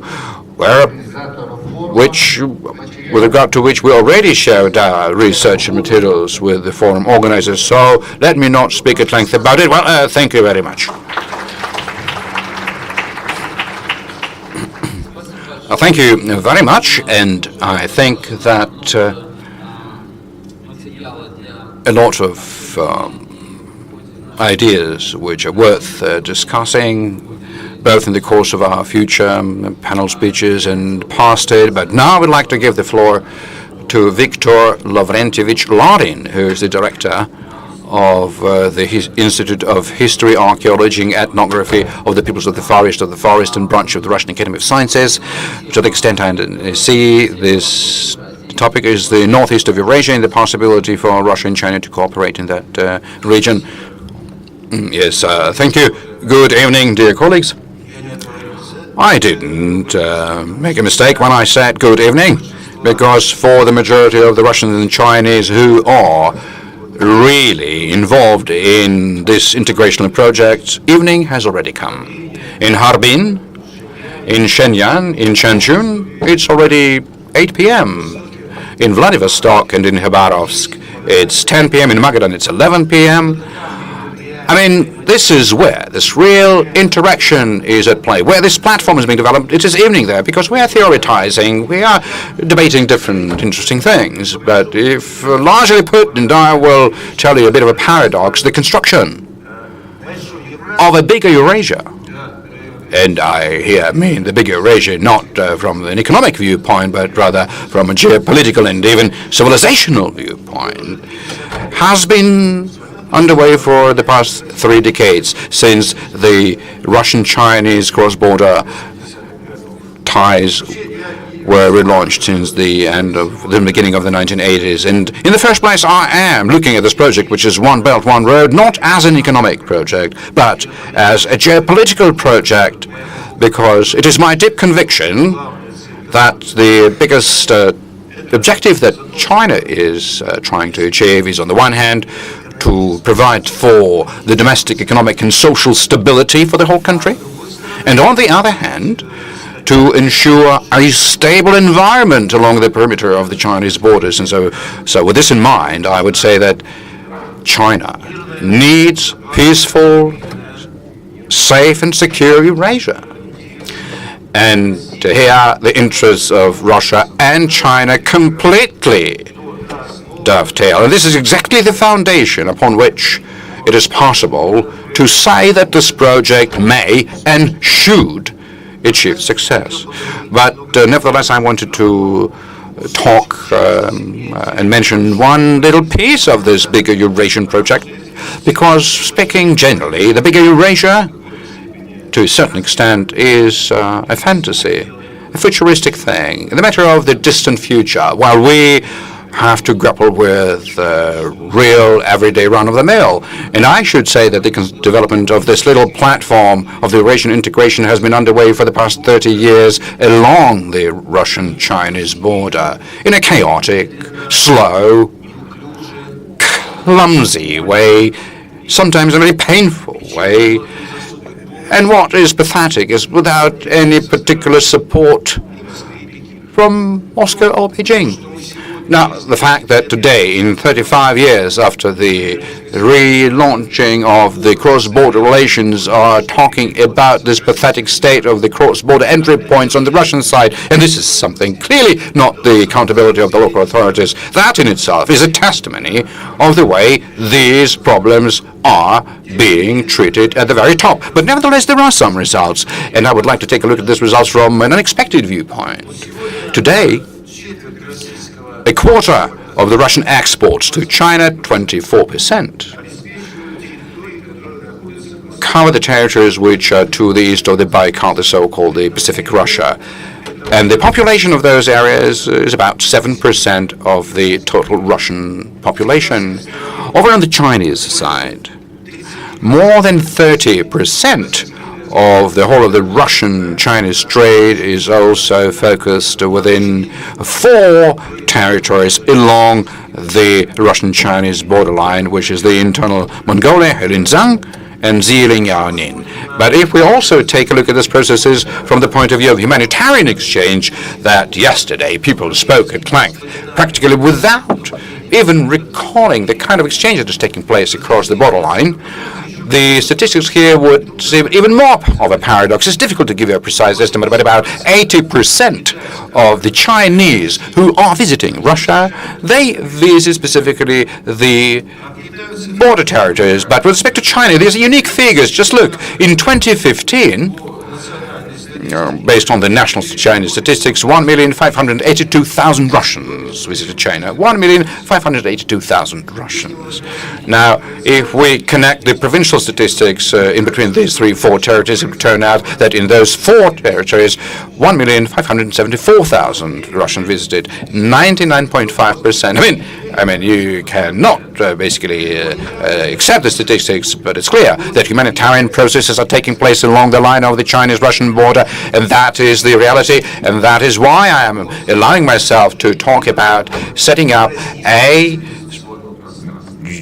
single Eurasian civilization kind of space. So if we are to move over to the issues of interaction within the One Belt, One Road project and the Eurasian Economic Union, then inside these projects, practically speaking, the Pacific territories of Russia are represented very, very conditionally. But if you take a look at the map, all right, you can see Trans-Siberian Railway, just for the decency of it, is a part of it, but the rest of it is just a huge white spot. A huge territory at Chukotka to the north, and all right, I mean, their participation is somehow borne in mind, but like is the case with the northeastern provinces in Russia. And the reason why we're speaking in this way about the Russian territories is very trivial, because it is very difficult to connected to the Chinese project, which is quite obvious, and the Chinese colleagues do acknowledge it, because it is oriented towards the West, towards the Central Asia and Europe. So how one can glue the Russian Eastern region, this is fantastic. I mean, somehow they are doing it. I mean, they now remember about Primoria 1, Primoria 2. These projects were around 30 years ago, but in different guise, under different names. I mean, thank God if they somehow come to fruition and the decision is ultimately made about it. This is all good. But on the other hand, again, if one tries to connect to this project, to push into it the Russian eastern regions, and the economic modernization is something that a lot is being spoken of with regard to these regions, but despite everything that we hear, the cart is still there. And it's no wonder that the pivot to the east and the bigger Eurasia, behind which the ideologies are the same. So these two concepts, they somehow exist in parallel worlds, in parallel universes, without having any points of correlation. And by the way, isn't this the explanation behind a very cautious attitude on the part of the Chinese towards their participation in development of the Far East? Again, we've been hearing China talking about it since 1990s. All different projects were being proposed, but it all goes into nowhere primarily. And that is why there is not as much enthusiasm as it used to be, no resolution, and no particular intention. This is a purely psychological factor, which I suppose is something that is very seriously in the way for the real Chinese investments to go into this region. Well, it certainly doesn't mean that strategic projects within the Eurasian Economic Union and the new Silk Route are something that the Pacific Russia wouldn't welcome. Definitely not, because the idea of such an interaction is something that was accepted both in China and Russia as the governing ideas, and so we have to deal with purely pragmatic, to a certain extent, cynical kind of thing. So our task is to fill these ideas with tangible content, but being more specific, to simply build the process of regionalization, which are currently taking place along the Russian-Chinese border, into that big single economic infrastructure space of the Eurasian continent, as they say, from Lisbon to Vladivostok.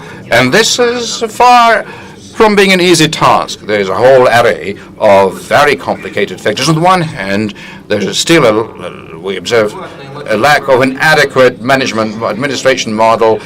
We don't see any real instruments for the development of the Eastern Territories. Yes, there is the port of Vladivostok, free economic zones, but essentially the problem is that with an establishment of such structures, the central authorities put the whole burden of accountability for the development of the Far East over on the shoulders of the Ministry for Far Eastern Development. Now, this kind of supervisor, is it enough? Will it be able to take on this burden of responsibility in its relationship with the Chinese partners? So this is a dubious issue. And so today's future of the Russia's Pacific and its participation in this project, to a very large extent, depends upon well-thought-out activities by the region itself, by Moscow, and by the Russian neighbors in the east. And there is also an external factor at play here, because the Eastern Asia, almost in front of our eyes, is transforming itself into a principally new geopolitical and economic reality. And within this reality, you find not only China, not only North Korea, but also Japan, South Korea, the Southeast Asian countries, who are trying to pursue an independent foreign policy which is based, largely speaking, upon the supremacy of national interests. And so the processes which are taking place here are very contradictory. The idea of regionalism is losing its attraction, very seriously losing it.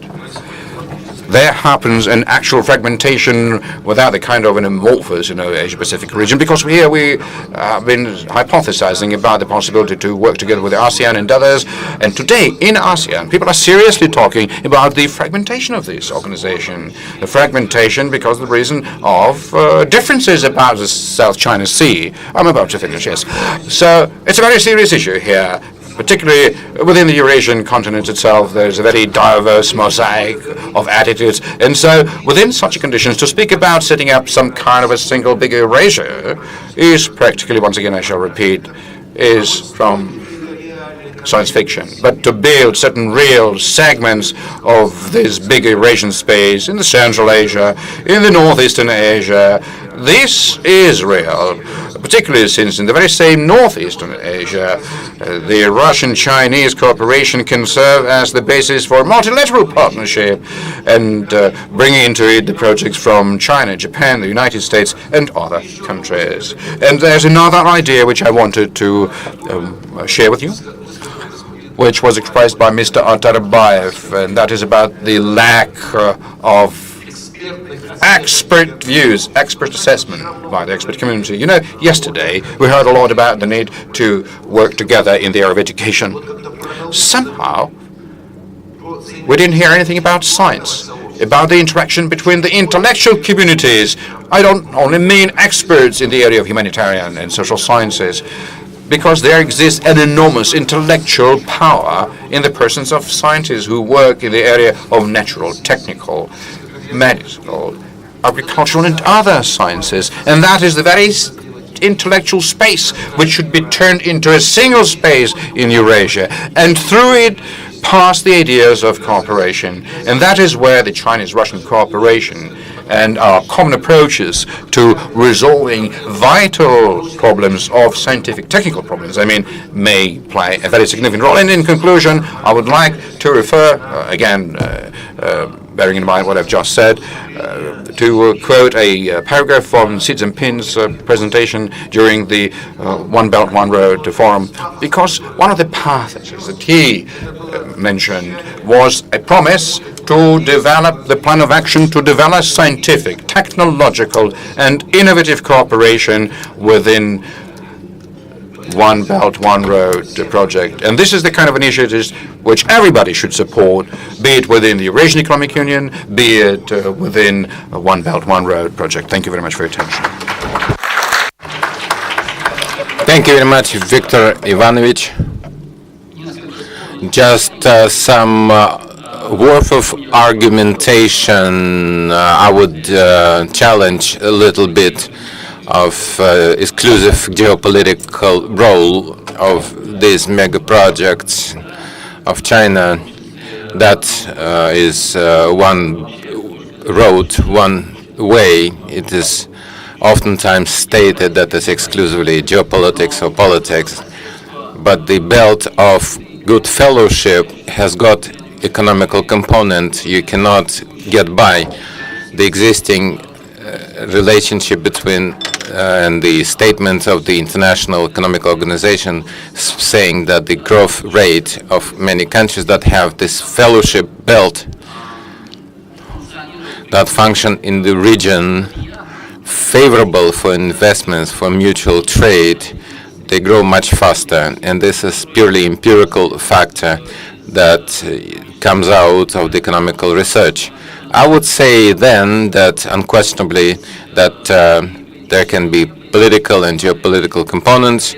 In some way, if we talk about regional development, if it's truly development, and this is truly development because this is development of infrastructure, is development of a sector that increases the growth rate of the regional countries, this is unquestionably the category of economics. But in any case, I'd like to give the floor to Chinese representative and hear his point of view regarding what is this project, One Belt, One Road.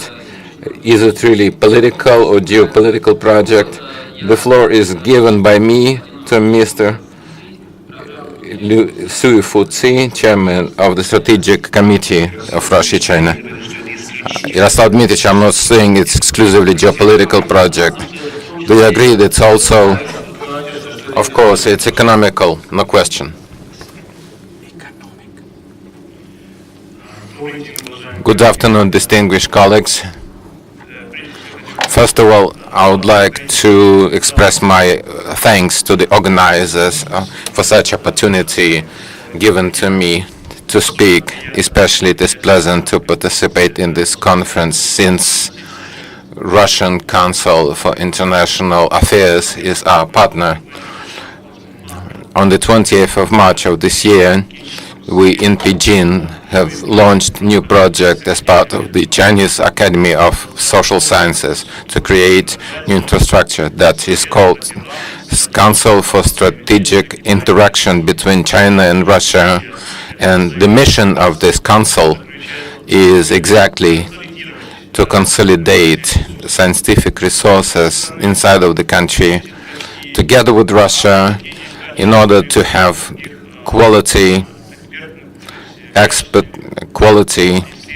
survey and expertise, expert assessment, and in collaboration with our Russian partners, including, and first of all, Russian Council for International Affairs, meaning to develop relevant recommendations and proposals for our governmental entities that are working in this area.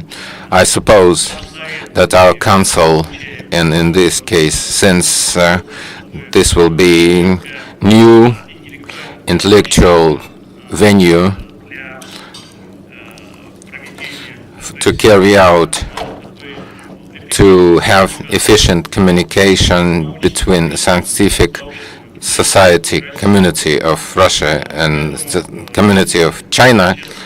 And honestly here, I feel, and being here in the venue of the Russian Council, I feel that there's something very keen. Thank you. Thank you for this. And the topic of my message is partnership for the sake of development and interaction between China and Russia in the context of One Belt, One Road. And here I'm ready to dispute slightly with distinguished Viktor Lavrenovich. What's more of Chinese initiative, One Belt, One Road? Geopolitical, economical? What's more?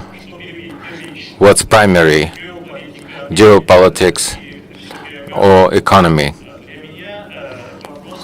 For me, the question is the following.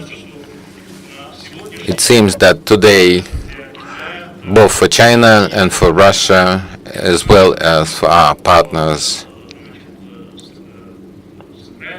in the Central Asia, this is the problem of development. It must be paramount within the agenda for our states. That's why the joint operation, both within context of this initiative on Belt One Way, as well as in bilateral format, it must be organized and arranged in such a way that, first of all, it responds to the interests of our countries that in greater way boil down to increase of the wealth, the welfare of our citizens. It is obvious. For this, we have very solid political foundation because the leaders of our states during every meeting comment unprecedented high level of our political relationship, interstate relationships, that the experts and the scientists will see the situation. There's obviously a gap between economic connections and political. Although if you look at this picture as the whole, in particular relations between ratio between political and economic with China, with all partners, and China, as you know, is trade partner number one for more than 120 countries. And in this situation, we see that there's several variants, such as not always high level of economic relationship corresponds to the level of political relationships. We don't need to seek special example. The relationship between Japan and China cannot be called warm. However, we have got very intensive economic trading relationship. In the morning it was stated that tourist flow from China I've been to Japan, and with my own eyes I saw how our people shop in certain way. For some it can be a normal situation when the high level of political relationships and not very high level of economical relationships. But this is not for us. I believe that in our case, in case of China and Russia, including countries of the Central Asia, we cannot afford such luxury. That's why it seems to me that in the context of the shifts that take place now, and within the context of big uncertainty of the global economy, it would be reasonable for us to think about new conceptual basis for our relationships. And I believe that partnership for the sake of development implies complex of problems of development to make it central paradigm. And I'll explain why. The basis of such formula for China is obvious, because China, for instance, despite of all obvious achievements that happened within last 40 years, we still remain a developing country according to the standards of the United Nations. We have 200 million people below poverty level, and according to our proprietary metrics, about 50 million of our citizens. And of course, the government factually is working towards finding a solution to make by 2020 to find solution. And at first, in 1978, it started off by the per capita indicator of $190 per capita. You will not believe it. It's number 4, counting from the end. After us, there were 3 African countries. That's why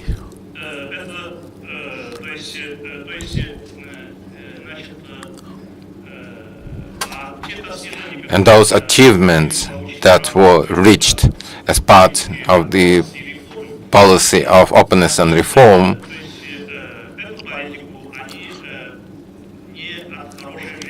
this policy came not from good life, because it was a dead-end situation, and after almost 40 years we have got still unsolved problems, very serious problems in terms of the disbalance of regional development. We consider China is long years remain developing country. It is obviously this way. On the other hand, during last 40 years, we have accumulated a certain experience of improvement of economy. And speaking about initiative, One Belt, One Way, in such a way we want to broadcast certain experience and want to offer such experience to our partners in the interest of development. Why? Because China, for instance, in China, we started from development of big volume of infrastructural projects, and we have built roads, we built highways, railways, airports, seaports, and this, of course, initiated serious economical development.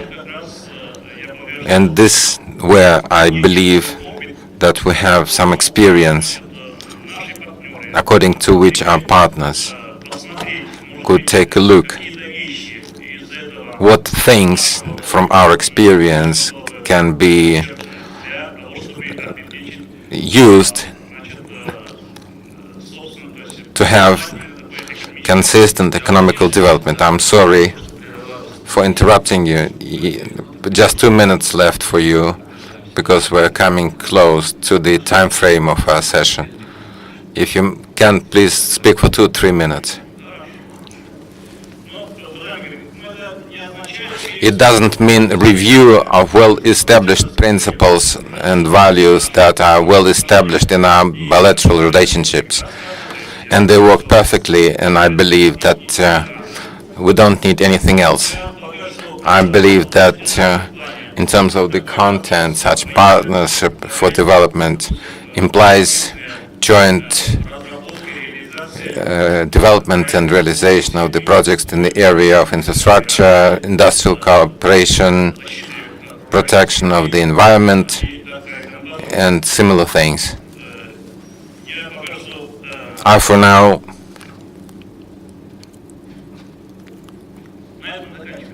I'm finishing this moment.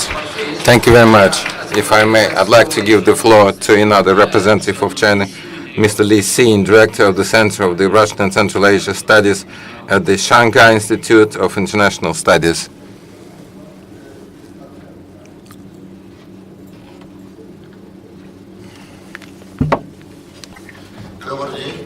Good afternoon, distinguished colleagues. All of us know that last year, Vladimir Putin expressed his initiative about creation of large Eurasia, of large Eurasian Partnership, together with participation of, yes, Eurasian, ASEAN, and the Shanghai Organization. But what is a large Eurasian partnership?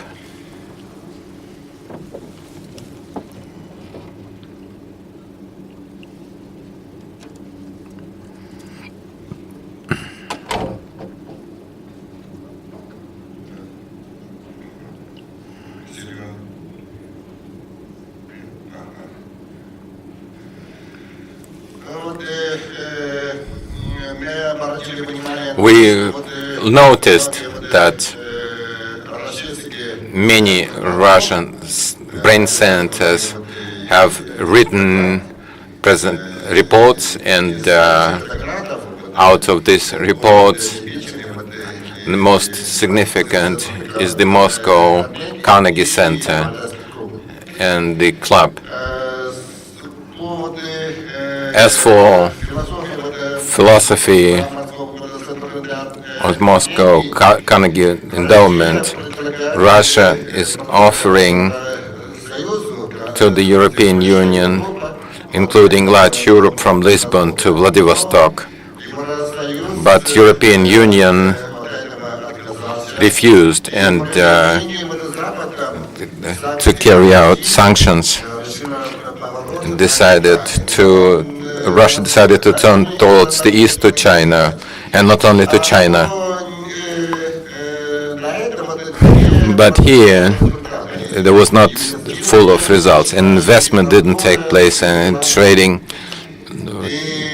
was decreased. So they turned towards east, not only to China, but big Eurasia, Japan, Korea, ASEAN, and India. The Valdai Discussion Club said that Russia is great Eurasian power that unites Europe and Asia from Atlantic to Pacific Ocean.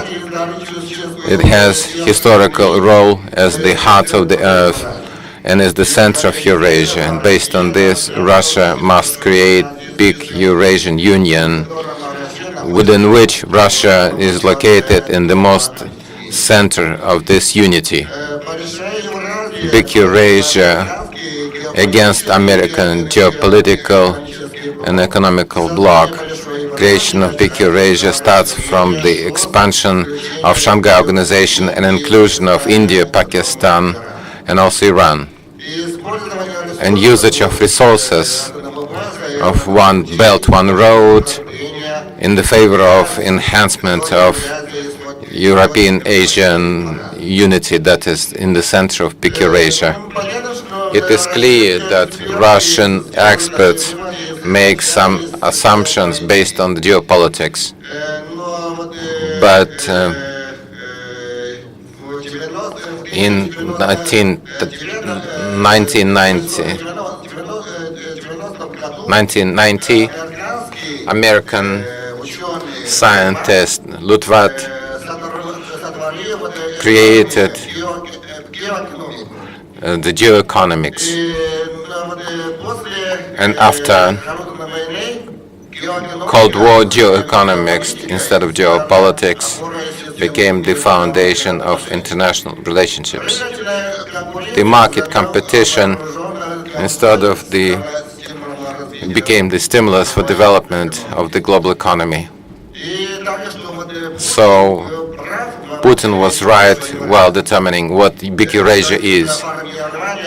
Formation of the economic space on the whole Eurasian continent.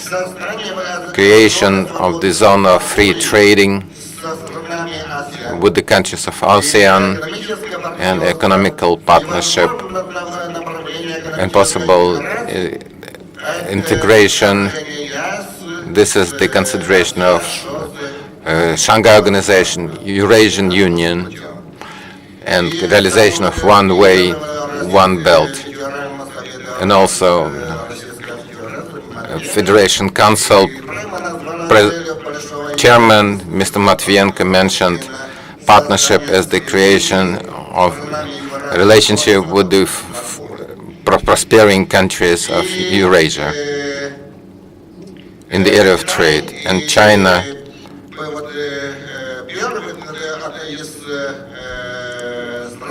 one of the first countries was China that enacted this concept of Putin, of big Eurasia. And last year, Xi Jinping and Putin signed a joint declaration which stated that China and Russia pose as the creators of the comprehensive Eurasian Partnership.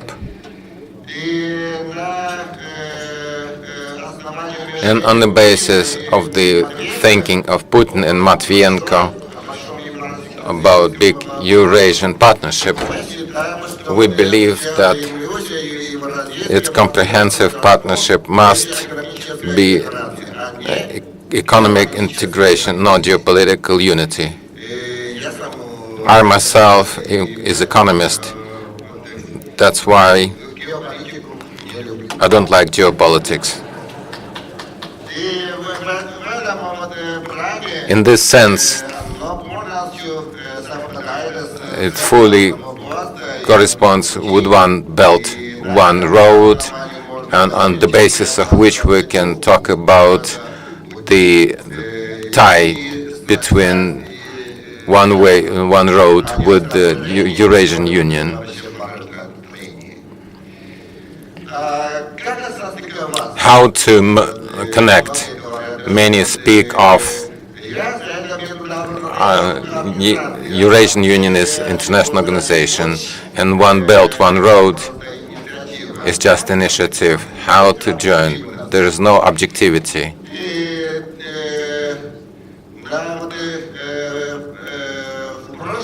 And last year, at this place, I showed my variant of the connection exactly at the Shanghai Organization framework.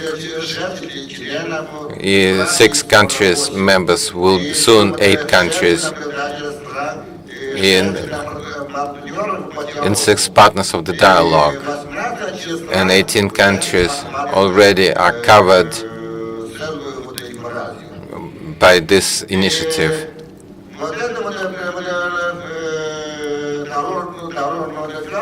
And this roadmap goes 2 directions.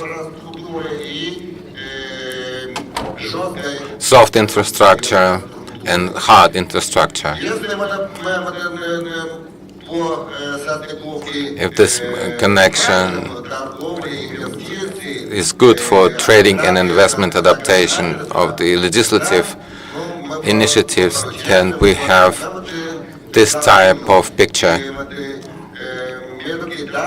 And between China and India and Japan and Korea, Australia, and also New Zealand have already signed agreement regarding free trade with ASEAN, and now 16 countries form RCP, the regional union for economic partnership,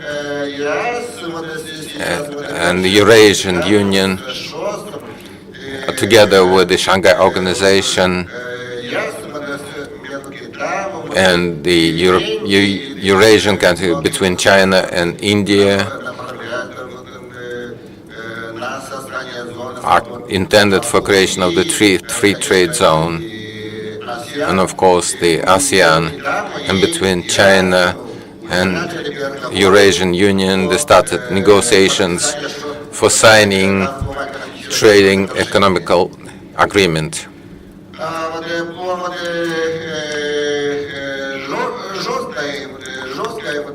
And the hard direction, we all know about Chinese one belt, one road, and we have noticed we have also your own one belt, one way.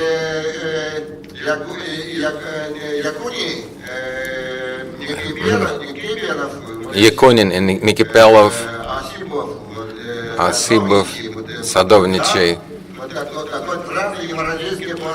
they created this initiative of the development, and the government of Russia and the Federation Council of the Russian Federation already adopted this concept. And last year, the government of Russia adopted the concept of development of the Northern Sea route. And that's why Chinese one belt, one road, and Russian one belt, one road, they can be merged through economic corridors. Mr. Sin. And the last thing, the merger of one belt, one way, one road, and creation of full line. Soft and hard infrastructure opens up new horizons for the economic space, and the key principles of the comprehensive Eurasian Partnership is openness and tolerancy of mutually beneficial collaboration and mutual development, transparency and non-discriminatory approach, unity and flexibility and simplification of trading and investment, and something I will not elaborate. Thank you. Thank you very much, Mr. Lysin. We fully, as economists, I share your disgusting regard towards the politics. I give the floor to Potrikov Vladimir Yakovlevich, Deputy Director of the Institute of Far Eastern Studies of Russian Academy of Science. Thank you. I'll start off as the telegraph-style messenger.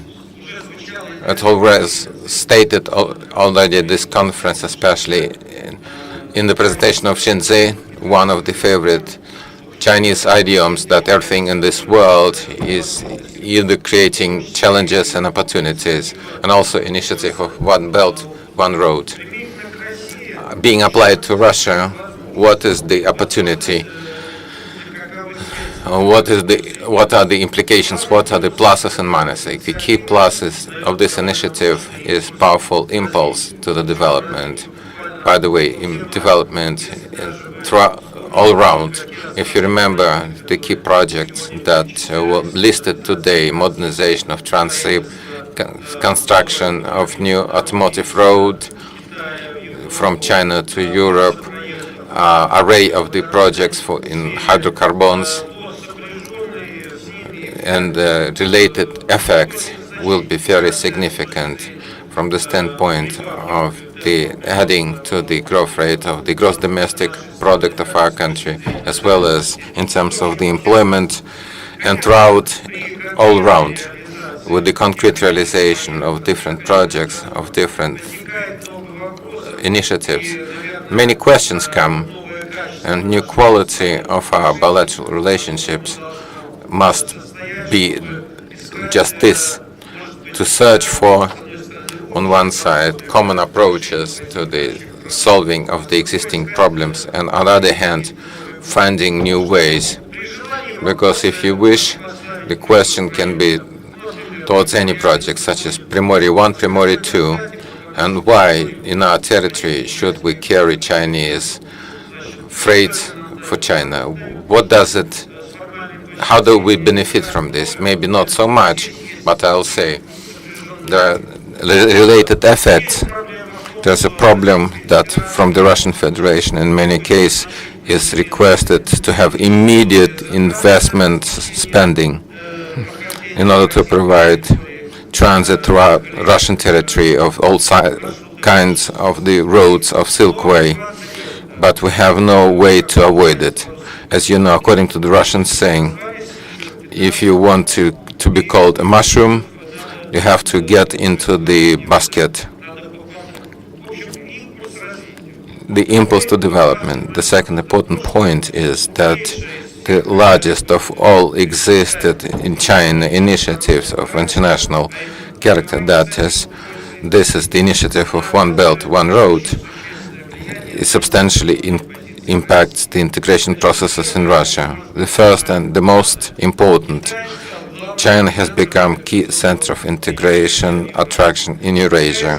Chinese initiative provides better impulse to integration processes rather than previously existed within last quarter of the century, Commonwealth of Independent States and the Shanghai Organization, and also, the Eurasian Economic Union.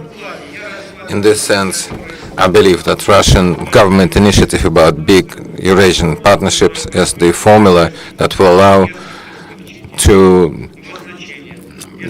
slightly eliminate tension in China. If you remember Putin, the Belt and Road was stated in the broader context of the partnership. Russia, this is what it is in terms of its essence, doesn't want to be a center of integration on Eurasian space, but one of the key, at least equally to China. That's why in any way, do we like geopolitics, we don't like geopolitics, our reaction to these projects will be always there. Another important point, hardly the situation is normal when in trading with the Eastern European countries, trading between Russia and Baltic states is bigger than trading with China. The countries of Eastern Europe, except for Bulgaria, China is exceeding us everywhere. At the same time, Silk Way provides us with opportunity to take advantage to improve relationship with the states of the Eastern Europe and together with China working in the markets of these states. We hardly can collaborate in the markets of Western Europe.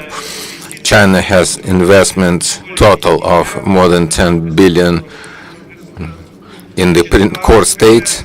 As for the countries of Eastern Europe, the largest is Hungary, $2 billion, and nowhere belt in Europe is absent. We should take advantage of this chance because for general improvement of the global positioning of Russia, recovery of the links with our former partner that was good during the Soviet times. The Council of Economic Collaboration was the good time. It's the best way to eliminate real isolation of Russia in the Western direction. Yeah, Igor Anatольevich, its time has come. And the last thing I want to say, just one formula. We have security and development. I'd like to raise my voice in favor of frequently stated security, only development. Xi Jinping is saying, so development is the medicine for all. Let's understand and take this medicine to improve security. Thank you very much.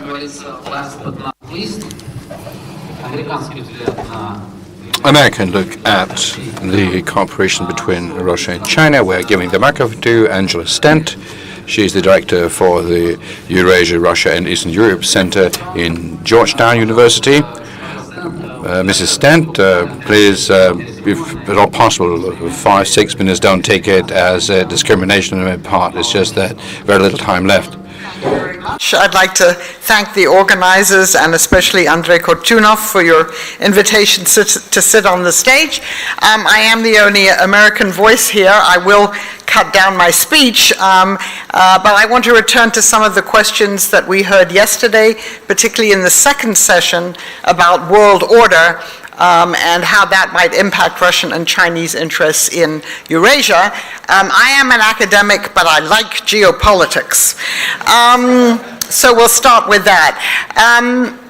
The New World Order. At the Munich Security Conference in February, Foreign Minister Lavrov made a speech in which he said we had entered the post-West order.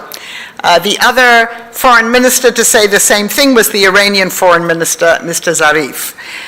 I think that's possibly a sentiment with which some people in the Trump administration would agree, even though from a different perspective. So what does this new world order look like, and what was wrong with the old world order? I think both Russia and China feel that the order that was as they see it, imposed on them after the Soviet collapse has failed to take into account their interests. And we're now in a period, and we heard this yesterday, when it's time for Russia and China to develop a system in which their interests are certainly taken into account. For China, I think it means adapting the current system more to their interests. For Russia, I would say it would be maybe more drastically changing the system. So as we see it, it would be the difference between a Chinese version of bipolar plus, the US, China, and then other countries, and a Russian version of a tripolar Yalta, where the world is divided between Russia, China, the United States, and their respective spheres of influence. Now, yesterday some people speculated on what the views of the Trump administration were. I certainly cannot tell you myself because at this point it's not clear.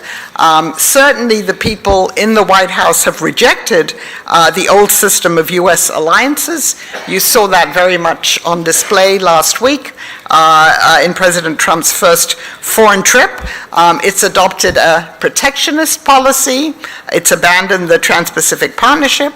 And it doesn't like the idea of globalization because that's inimical to American interests. And of course, as we've heard, President Xi Jinping has really become the standard bearer now for globalization. But I think there's a certain contradiction here. On the one hand, you have an America First policy which would imply the United States withdrawing into itself, not being involved in the world. That has, of course, major implications for both Russia and China and their common neighborhood. But we see also that President Trump has filled his cabinet with a number of military people, that he didn't hesitate to use military force in response to the use of chemical weapons in Syria. And we hear a lot of talk about what might happen with North Korea, and people discussed that yesterday. We do have a military budget that, if the Congress passes it, will be drastically really increased from the last one, and so you can ask why. So I think we could vacillate between an isolationism and then an interventionism, and the problem is we don't know where the interventionism or the isolationism will come. And just to remind you of the reversals that have already happened since President Trump was campaigning. During the election campaign, he was highly critical of China.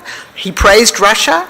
And what we heard was that the United States and Russia should work together against China. Since he's been elected, of course, President Xi Jinping has visited. President Trump says very praiseworthy things about the Chinese president and wants to work together with China to contain the North Korean nuclear program.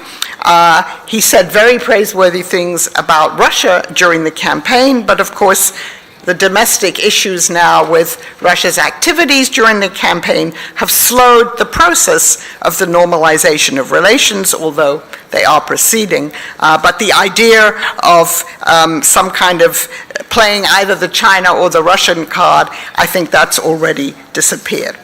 All right, in the interests of time, I won't talk about the Shanghai Cooperation Organization, the Belt and Road Initiative, the Eurasian Economic Union, because these have already been talked about. And I think I will go back to just questioning some of the statements that were made yesterday during the second panel. First of all, the idea that the United States has pursued a policy of dual containment. This isn't the Cold War, and the implication was this was since the Cold War. Dual containment of Russia and China. There is no containment policy towards China. China is one of our most important economic partners. $600 billion worth of trade last year compared to Chinese-Russian trade, which, as we heard, was a little bit under, I think, $60 billion, and US-Russian trade, which was a little under $50 billion. So the idea that there's some kind of dual containment policy, I think that's a relic of the past.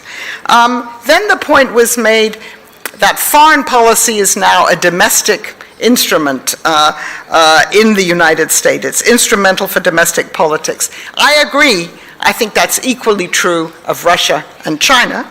And then finally, we heard some very alarmist remarks about the potential for a nuclear conflict between either the United States and China, the United States and Russia. I think that that's exaggerated.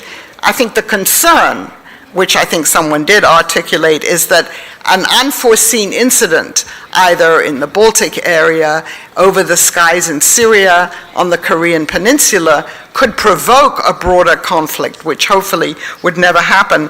But the idea that somehow the US military is sharpening their swords, or their nuclear swords, I think is very much exaggerated. I think it's much more likely, and this is my final point, going forward, that you will have a withdrawal from the U.S. from the Eurasian area, that Russia and China really will have complete, freedom for maneuver there, to develop their common neighborhood. And I think we are indeed entering a new and very unpredictable world. Thank you.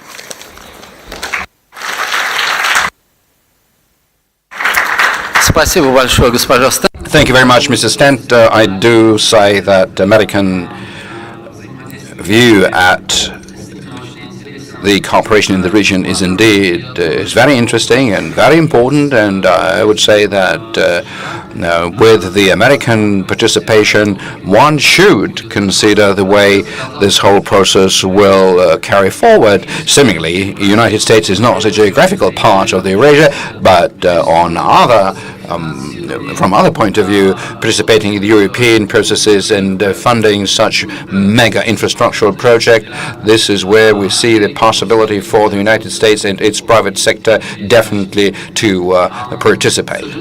Well, regrettably, we have completely exhausted the amount of time which was generously allocated to us by the organizers.